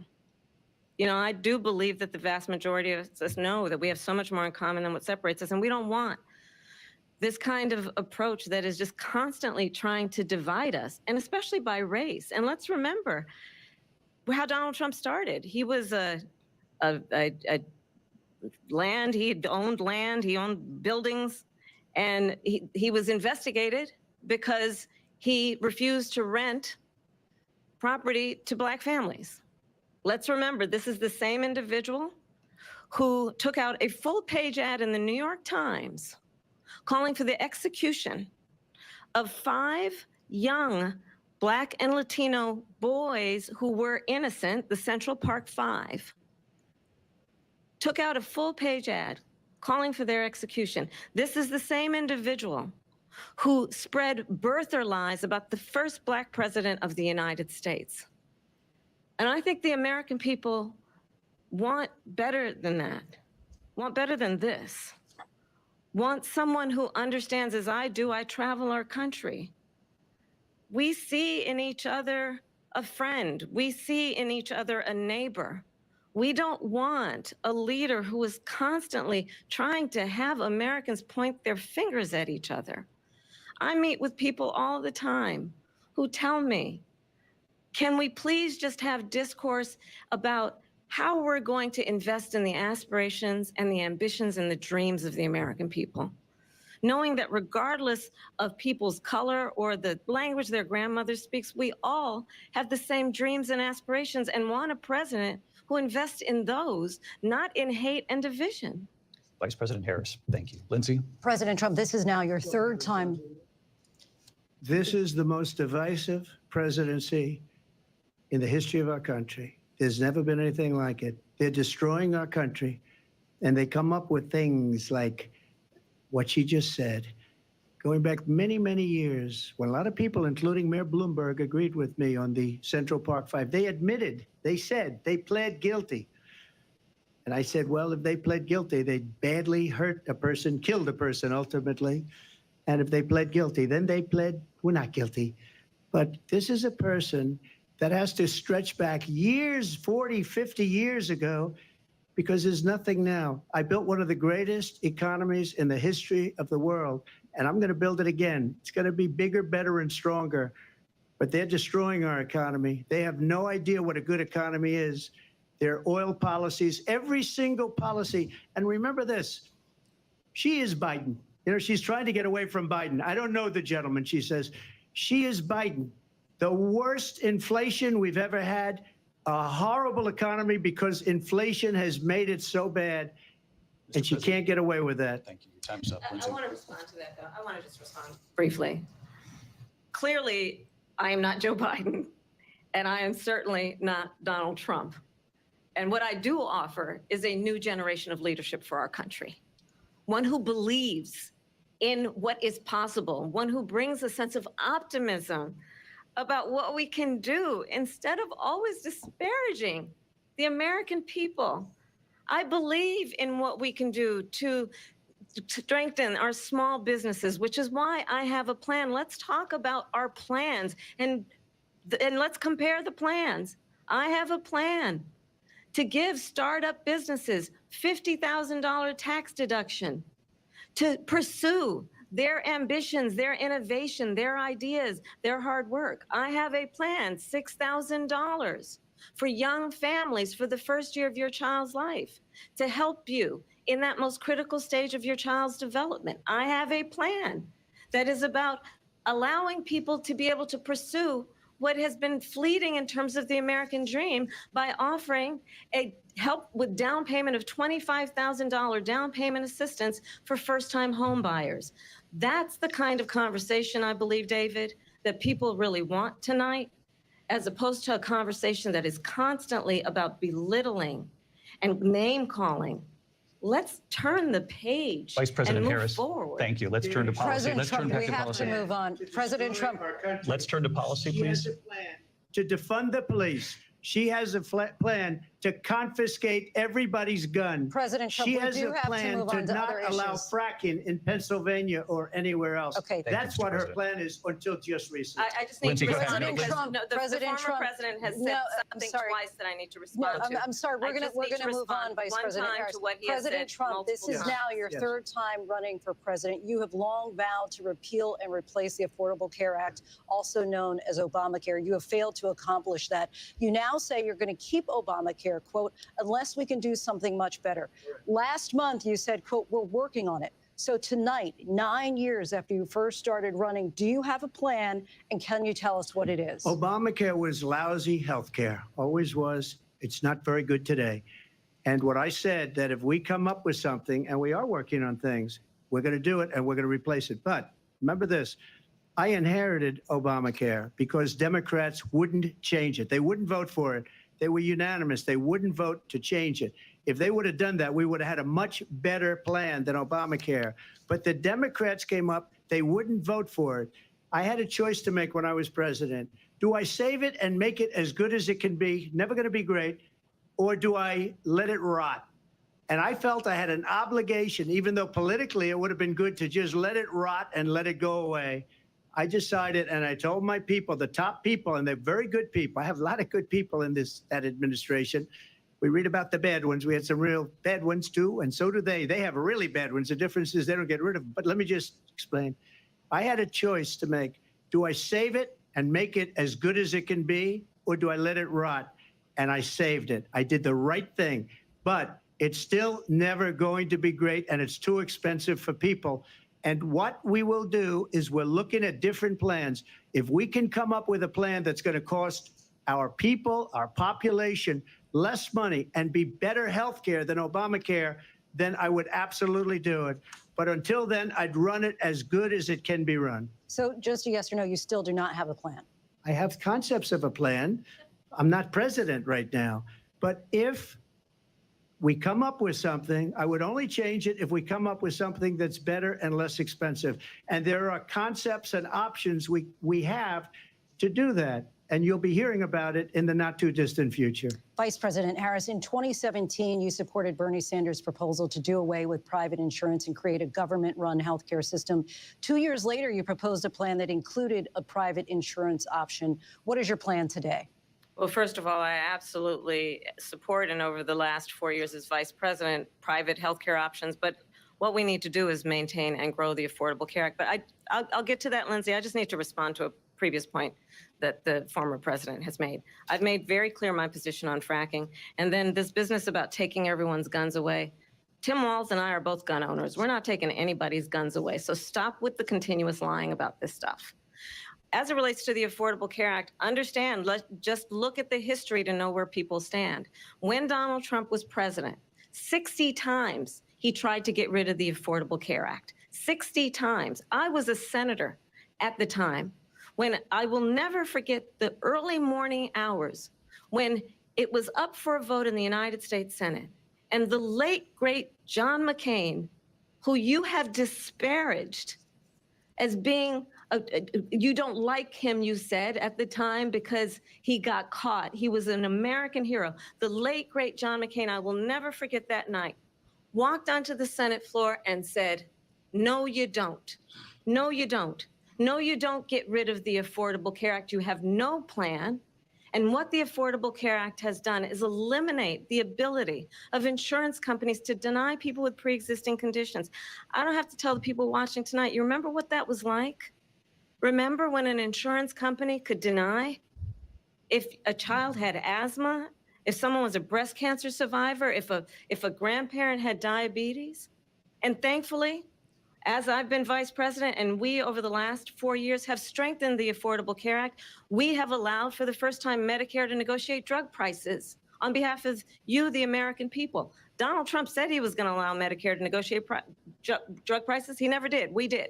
And now we have capped the cost of insulin at $35 a month. Since I've been vice president, we have capped the cost of prescription medication for seniors at $2,000 a year. And when I am president, we will do that for all people, understanding that the value I bring to this is that access to health care should be a right and not just a privilege of those who can afford it. And the plan has to be to strengthen the Affordable Care Act, not get rid of it. Vice President Harris, in terms of where Donald Trump stands on that. I want to move to an issue that's important for a lot of... You made a mistake. Number one, John McCain fought Obamacare for 10 years. But it wasn't only him. It were all of the Democrats that kept it going. And you know what? We can do much better than Obamacare, much less money. But she won't improve private insurance for people, private medical insurance. That's another thing she doesn't want to get. People are paying privately for insurance that have worked hard and made money, and they want to have private. She wants everybody to be on government insurance where you wait 6 months for an operation that you need immediately. President Trump, thank you. We have another issue that we'd like to get to that's important for a number of Americans, in particular younger voters, and that's climate change. President Trump, with regard to the environment, you say that we have to have clean air and clean water. Vice President Harris, you call climate change an existential threat. The question to you both tonight is, what would you do to fight climate change? And Vice President Harris, we'll start with you. 1 minute for you each. Well, the former president had said that climate change is a hoax. And what we know is that it is very real. You ask anyone who lives in a state who has experienced these extreme weather occurrences, who now is either being denied home insurance or it's being jacked up. You ask anybody who has been the victim of what that means in terms of losing their home, having nowhere to go. We know that we can actually deal with this issue. The young people of America care deeply about this issue. And I am proud that as vice president over the last 4 years, we have invested $1 trillion in a clean energy economy, while we have also increased domestic gas production to historic levels. We have created over 800,000 new manufacturing jobs while I have been vice president. We have invested in clean energy to the point that we are opening up factories around the world. Donald Trump said he was going to create manufacturing jobs. He lost manufacturing jobs. And I'm also proud to have the endorsement of the United Auto Workers and Sean Fain, who also know that part of building a clean energy economy includes investing in American-made products, American automobiles. It includes growing what we can do around American manufacturing and opening up auto plants, not closing them like happened under Donald Trump. Vice President Harris, thank you. That didn't happen under Donald Trump. Let me just tell you, they lost 10,000 manufacturing jobs this last month. It's going, they're all leaving. They're building big auto plants in Mexico, in many cases owned by China. They're building these massive plants, and they think they're going to sell their cars into the United States because of these people. What they have given to China is unbelievable, but we're not going to let that. We'll put tariffs on those cars so they can't come into our country, because they will kill the United Auto Workers and any auto worker, whether it's in Detroit or South Carolina or any other place. What they've done to business and manufacturing in this country is horrible. We have nothing because they refuse. You know, Biden doesn't go after people because supposedly China paid him millions of dollars. He's afraid to do it. Between him and his son, they get all this money from Ukraine. They get all this money from all of these different countries. And then you wonder, why is he so loyal to this one, that one, Ukraine, China? Why is he? Why did he get $3.5 million from the mayor of Moscow's wife? Why did she pay him $3.5 million? This is a crooked administration, and they're selling our country down the tubes. President Trump, thank you. Thank you. We'll be right back with closing statements from both of our candidates. An historic night, this ABC News presidential debate from Philadelphia. Back in a moment.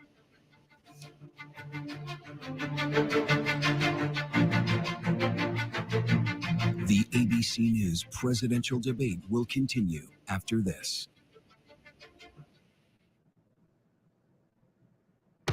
Baywatch is a fantasy.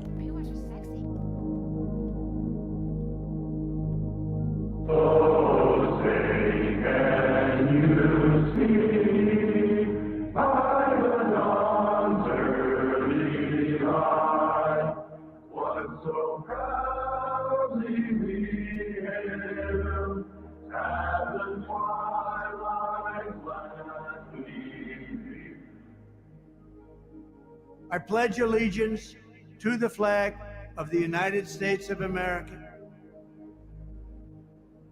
Whose broad stripes and bright stars through the perilous fight, o'er the ramparts we watch, words of gallantry stream.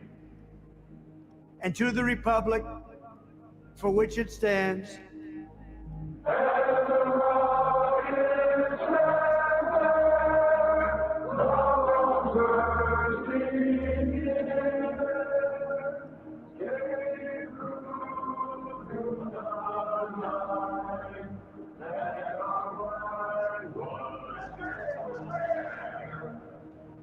one nation, under God,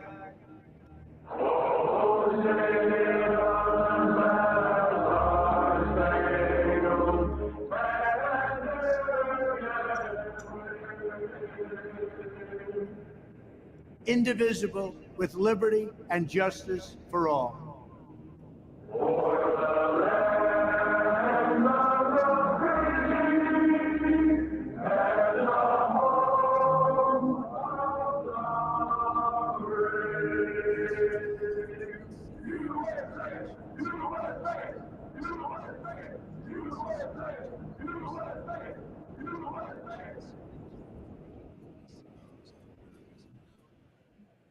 Get ready, America, every Friday. The hottest trends, styles, and must-have. What's the right stuff to buy right now? I really love that. It's time to buy the right stuff. Yes! And save big time, too. The right stuff. Fridays on GMA. You're going to love it. This is Impact by Nightline. Are you kidding me? My sense was that everybody around him was afraid of him.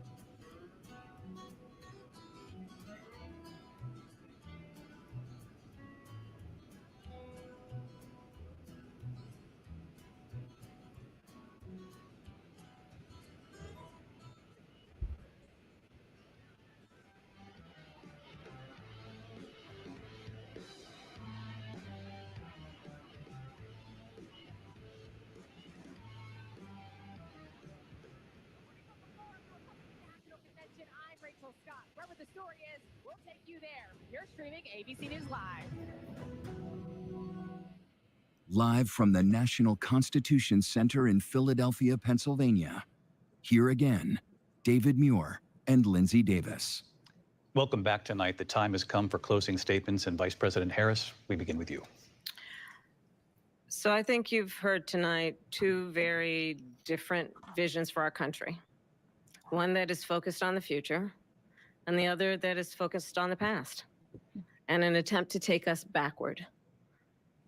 But we're not going back. And I do believe that the American people know we all have so much more in common than what separates us, and we can chart a new way forward. And a vision of that includes having a plan, understanding the aspirations, the dreams, the hopes, the ambition of the American people, which is why I intend to create an opportunity economy, investing in small businesses, in new families, in what we can do around protecting seniors, what we can do that is about giving hardworking folks a break and bringing down the cost of living.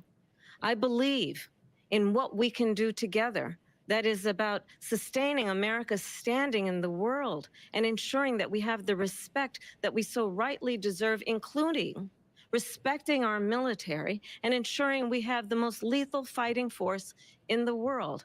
I will be a president that will protect our fundamental rights and freedoms, including the right of a woman to make decisions about her own body and not have her government tell her what to do.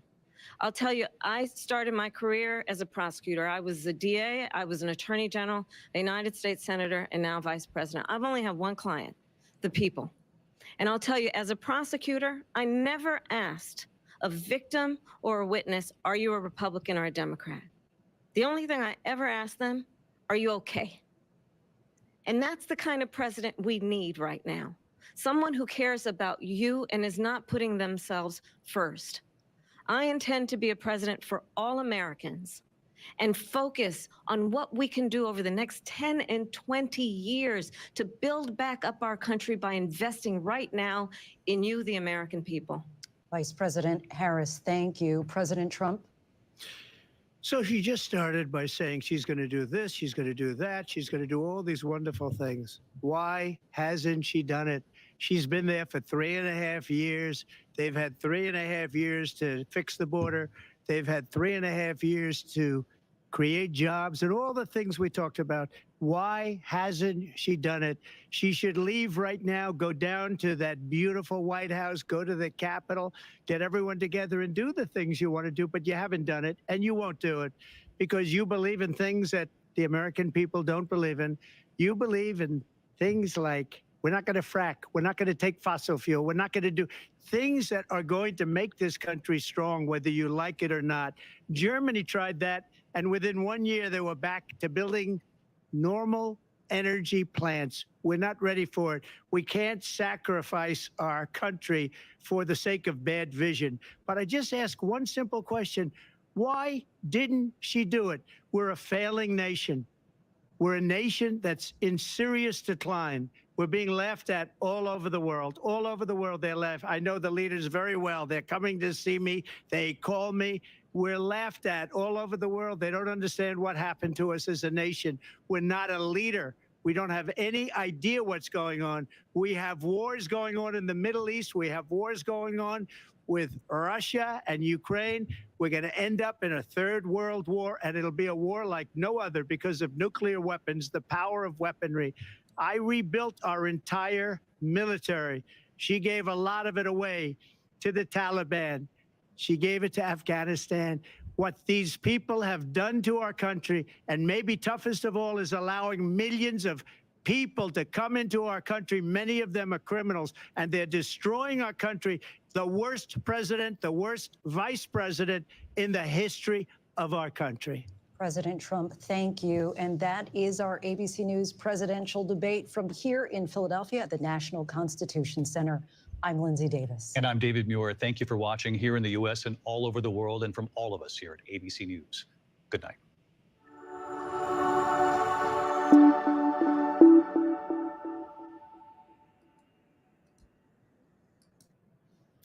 Alright, quý vị, ok, quý vị thấy cái buổi tranh luận ngày hôm nay như thế nào và ai là người chiến thắng trong cái buổi tranh luận ngày hôm nay quý vị? Thật là phải nói là Tổng thống Donald Trump giống như hồi chiều Ngọc Hiền nói, quý vị thấy chưa? Tổng thống Donald Trump lúc nào cũng kiên định và lúc nào cũng nói từ đầu đến bây giờ vẫn như vậy, nó không có gì thay đổi hết. Quý vị thấy chưa? Bà này á, cái kết thúc cuối cùng bà này bà nói hai người có hai cái vision khác nhau, có hai người có hai cái viễn cảnh khác nhau rõ ràng, là một người cứ đi trở lại, một người ý nói bả là nhìn tới tương lai, hướng tới tương lai. Tương lai là như thế nào? Là sẽ giúp cho mỗi gia đình 6.000 mỗi một đứa nhỏ để được credit 6.000, rồi giúp cho những tiểu thương là 50.000 đô. Nói ra những cái đó để cho những tiểu thương, những người nào mà muốn mở ra business thì nghe thấy khoái lỗ tai, rồi coi như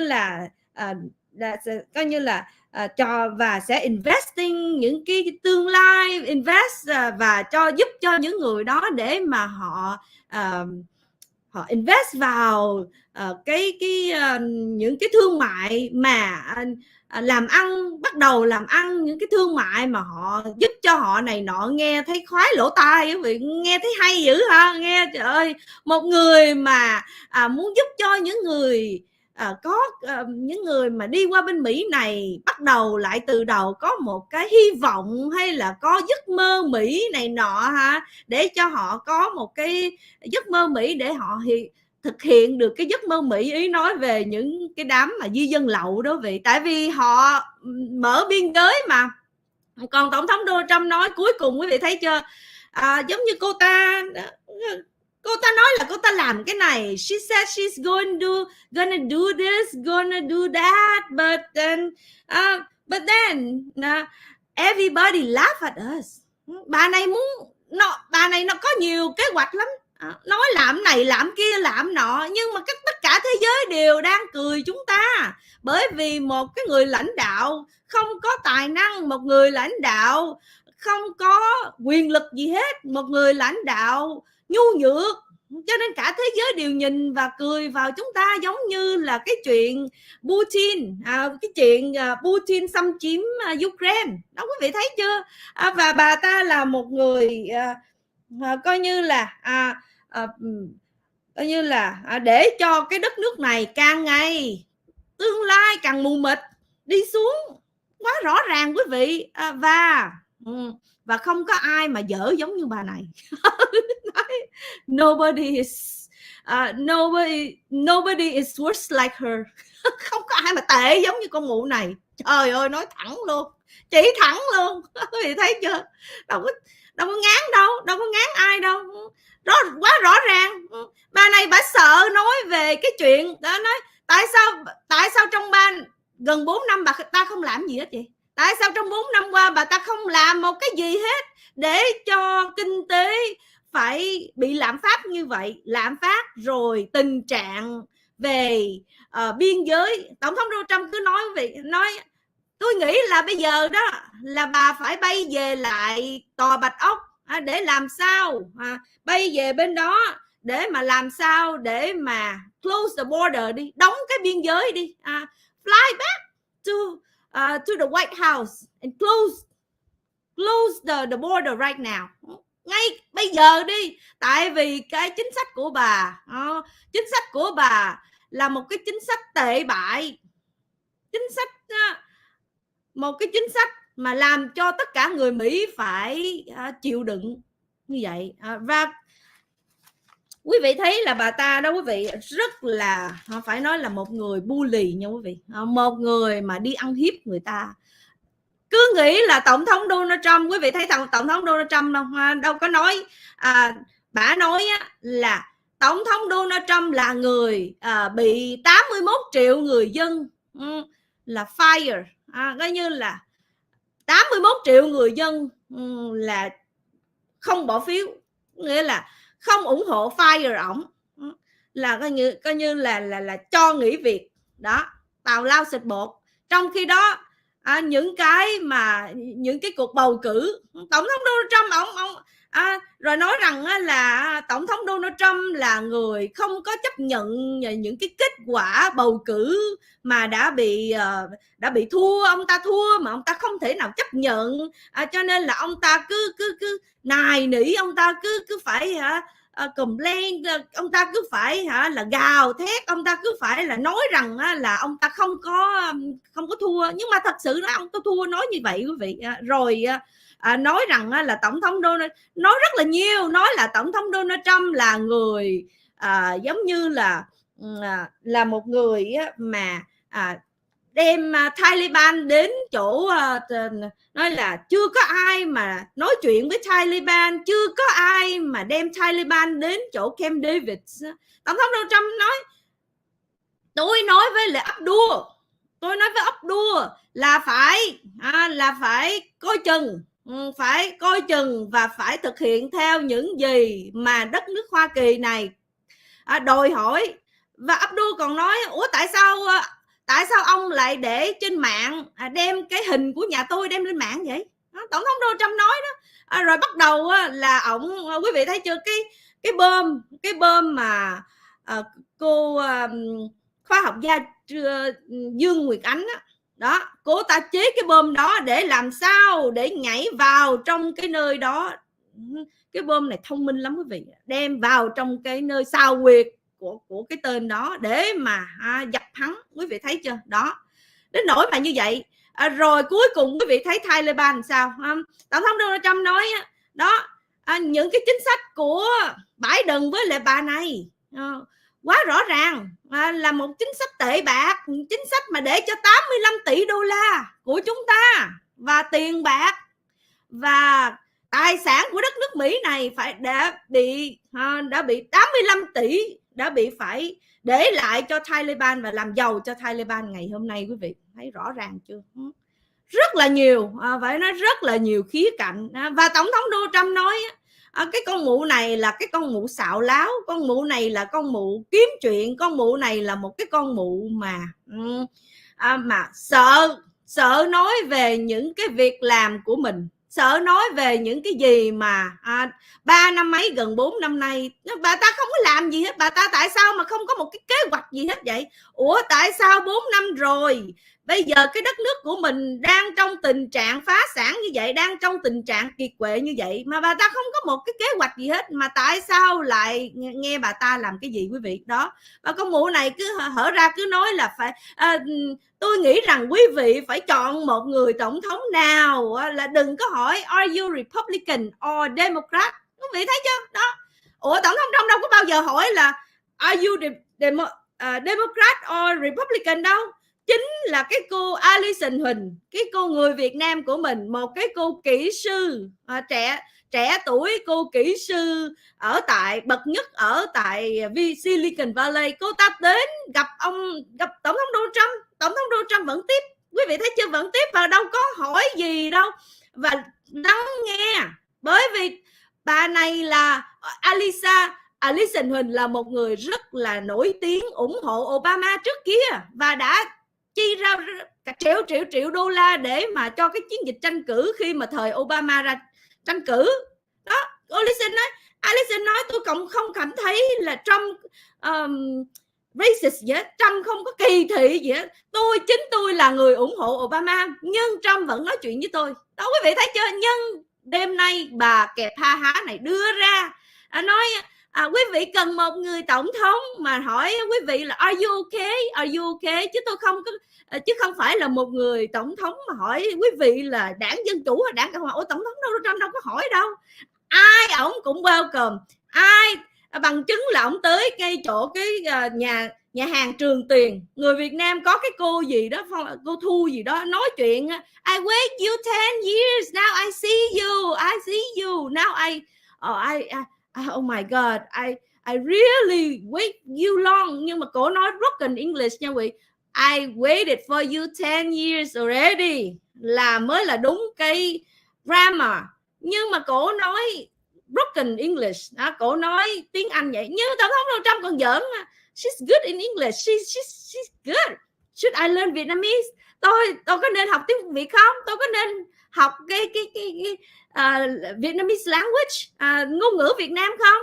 Trời ơi, thấy không quý vị? Công nhận đảng Dân Chủ đúng là con mụ còn nói là tôi là một người cựu công tố viên, tôi là một người cựu bộ trưởng tư pháp ở tại California, tôi đã prosecute rất là nhiều người, nhưng mà tôi không bao giờ prosecute sai người này nọ. Quý vị thấy xạo láo dễ sợ, công nhận cái con mụ này quá trời xạo láo. Nhưng mà Hiền thích nhất cái câu cuối cùng là không có ai tệ bằng cái con mụ này hết, nobody is worse like her. Chỉ thẳng luôn, đó là câu kết luận rất là tuyệt vời, rất là hay luôn, chỉ thẳng quý vị. Nhưng mà cái đám mà Cộng sản Dân Chủ Việt Nam lười và vàng đó thì nó không thích đâu, tại vì nó không thích sự thật.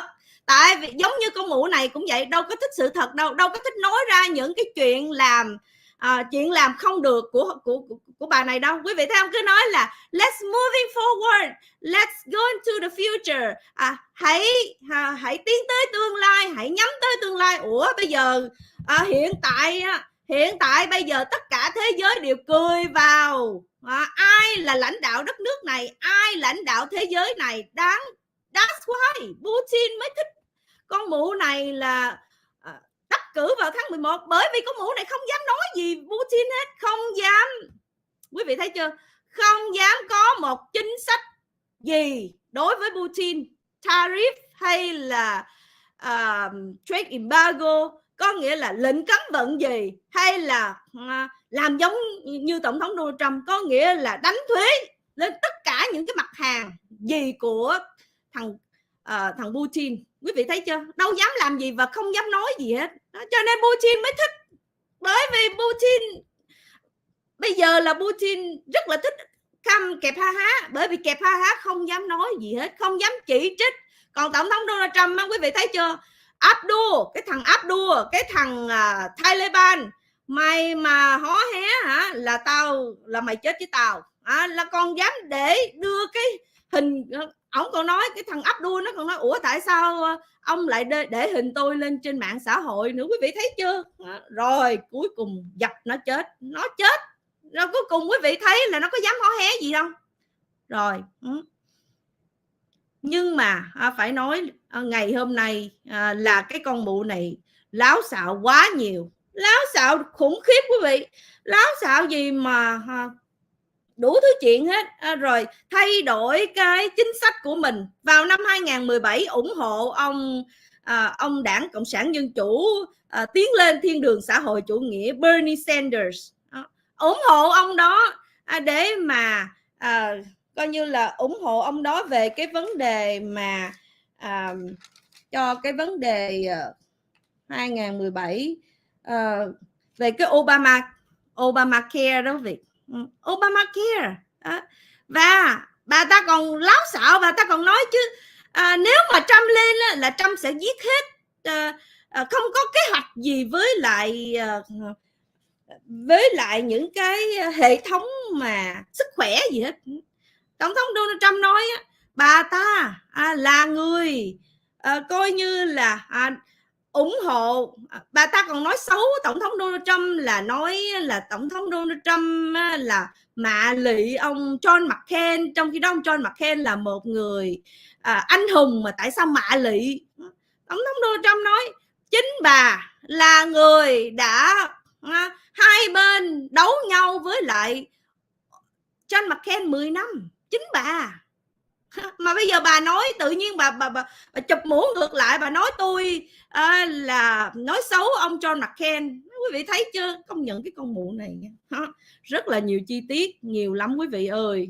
Bà kẹp ha há này, phải nói con mụ này turn the page from worse to more worse, exactly anh nắng ấm miền Đông. Con mụ này cứ nói là thay đổi qua một trang khác, nhìn về tương lai, hướng coi như là hướng tới tương lai, một cái tương lai rộng mở, một tương lai có nhiều ước mơ, có nhiều hy vọng, có nhiều những cái kỳ vọng vào tương lai, để mà tôi có thể giúp những gia đình nào mà nghèo khổ họ có được 6.000 đô, rồi giúp cho những tiểu thương, những ai mà muốn mở business 50.000. Ủa tại sao bây giờ tình trạng bây giờ đó, tại sao không giúp đi? Bữa giờ tại sao không giúp cho những tiểu thương mà từ 4 năm nay đi, mà bây giờ tại sao phải hứa hẹn vậy, đúng không quý vị? Tổng thống Donald Trump nói bà này bà hứa nhiều lắm, bà hứa bà làm cái này, làm cái kia, làm cái nọ, mà tại sao bà không làm trong 4 năm rồi? Quá trời, phải nói bà, cái hay của bà này đó là bà ta defund police. Cái hay của con mụ kẹp ha há này là defund police, rồi giúp đỡ Black Lives Matter, giúp đỡ những kẻ giết người, beo họ ra, bỏ tiền vô gom quỹ trên mạng xã hội, xong rồi lấy những cái tiền đó ra beo họ ra, beo nguyên một cái đám giết người ra.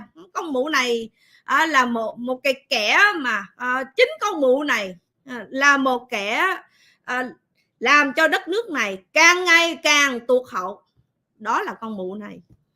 Hay thiệt quý vị, phải nói tổng thống Donald Trump. Nhưng mà hai người này bởi vì họ làm trong đài ABC, quý vị thấy là rõ ràng là họ bias, có nghĩa là họ rõ ràng là họ thiên vị. Trong khi đó tổng thống Donald Trump nói mà phản ứng hay là phản biện lại là hai người này, quý vị thấy chưa, là nói xấu liền. Cái vụ mà tổng thống Donald Trump nói ở hiện tại đó, di dân lậu ở tại Ohio, họ bắt chó mèo họ ăn, những con chó con mèo của những người cư dân ở đó họ ăn đó, quý vị thấy chưa.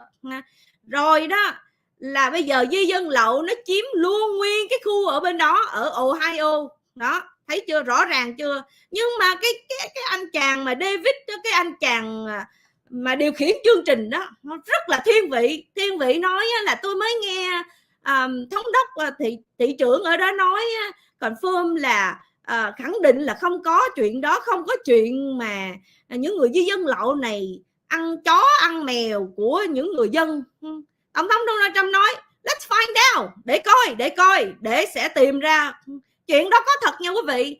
Nhưng mà tổng thống Donald Trump lại không nói cái chuyện ở tại Aurora. Ông có nói chuyện đáng xấu hổ ở tại Aurora, tiểu bang Colorado, thành phố Aurora đó, người dân lậu di dân lậu nó chiếm những cái khu building ở đó đó. Con mụ này, tại vì con mụ này defund police, bởi vì con mụ này defund police cho nên là bây giờ không có cảnh sát, và cảnh sát không thể nào giúp những người dân ở tại những cái khu nhà đó được. Quý vị thấy không?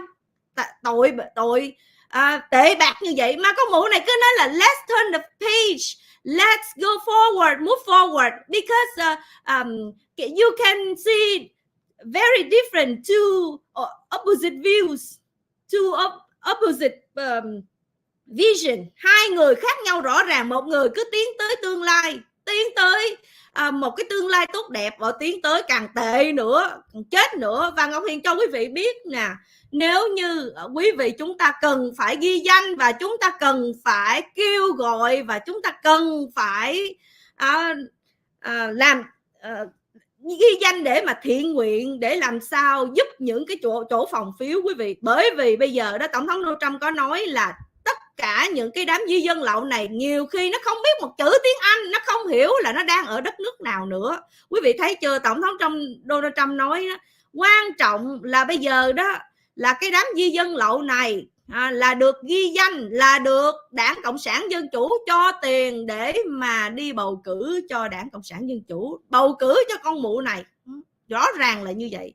Cho nên quý vị biết, nếu như tháng 11 này mà tổng thống Donald Trump mà không đắc cử thì đất nước của chúng ta sẽ rất là thê thảm, và họ sẽ đi ngược lại và sẽ xóa và sẽ bắt tổng thống Donald Trump, và sẽ bắt đầu bắt tất cả những người nào ủng hộ tổng thống Donald Trump, và họ sẽ bắt đầu kiếm chuyện và bắt đầu tiêu diệt hết những người nào ủng hộ tổng thống Donald Trump. Đó là cái chiến dịch, và đó là cái sự thật mà chúng ta sẽ nhìn thấy. Bởi vì hồi nãy bà Kẹp Ha Há đã nói một tên tội phạm, một tên lừa đảo, một tên bla bla bla bla, và hắn sẽ, tháng 11 sau khi cuộc bầu cử là hắn sẽ bị đưa ra tòa. Nhưng mà tổng thống Donald Trump nói tôi biết bao nhiêu cái vụ kiện và biết bao nhiêu vụ xử tôi đều được trấn án, và tôi đều được nhất cái hay nhất là tôi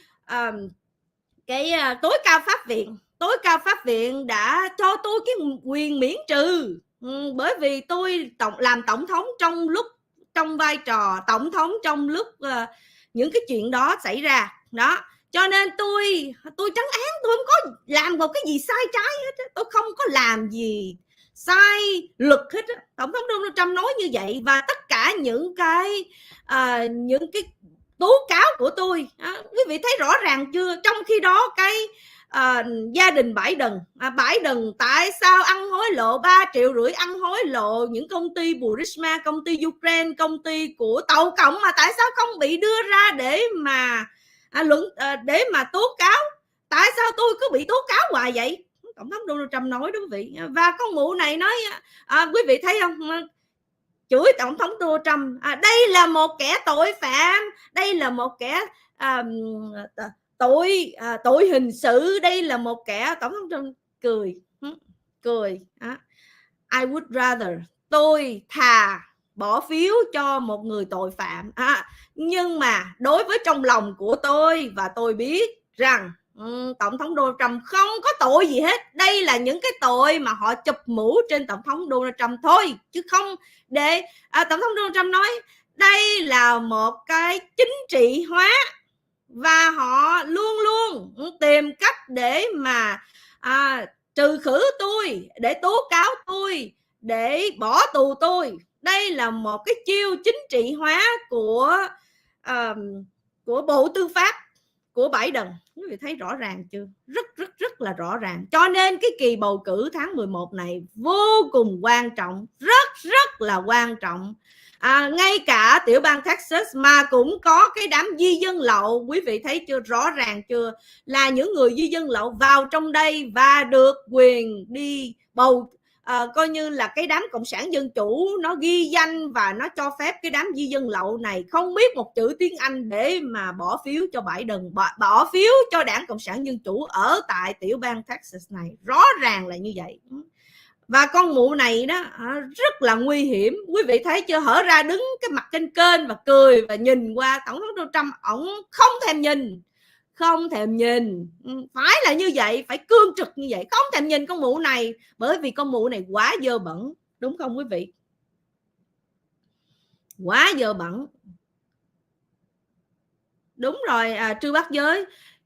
Quý vị thấy chưa? Nếu như con mụ này mà chiến thắng vào tháng 11 này thì phải nói rằng là Thế chiến thứ 3 sẽ xảy ra. Cái chuyện đó không có, phải nói rằng cái chuyện đó chúng ta thấy nó rõ ràng như ban ngày. Bởi vì Trung Cộng, quý vị thấy chưa, con mụ này còn kết tội tổng thống Donald Trump là bán chips cho tàu cộng.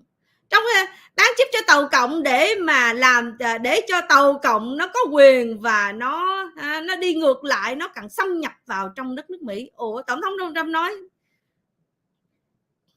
thật là mắc cười. Nước Mỹ này đâu có bán chip cho tàu cộng, chỉ có Taiwan, Đài Loan.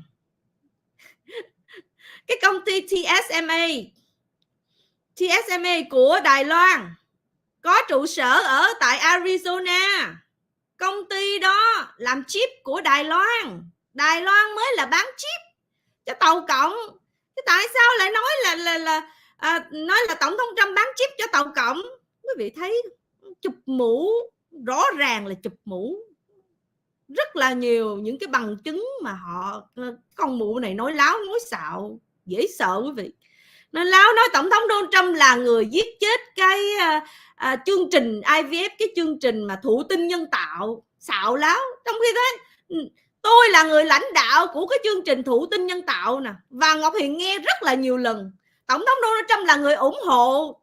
Tại vì tổng thống Donald Trump có những gia đình người ta rất là muốn có con cái của người ta, có những người phụ nữ có chồng 10 năm, mười mấy năm cũng không có thể nào có khả năng có con, cho nên người ta phải làm cái đó. Và tổng thống Donald Trump đã nói rất là nhiều lần trong những cái rally, nói đến rally nữa quý vị thấy con mụ này xạo không? Nói rằng là trong rally của ông Trump là có những người ta rời đi, người ta bỏ đi, người ta không tham gia. Trời đất ơi, quý vị công nhận con mụ này xạo dễ sợ.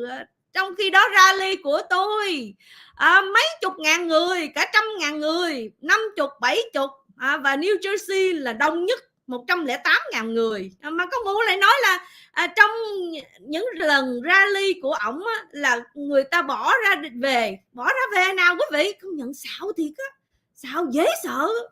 Chưa từng ai mà xạo giống như cái con mụ này á, quá trời xạo. Trong khi đó rally của con mụ này có được mấy móng, có được bao nhiêu người, và còn trả tiền cho người ta. Tổng thống Donald Trump nói đó, bà trả tiền cho người ta, rõ ràng là bà trả tiền cho những người tham dự rally, đúng không quý vị?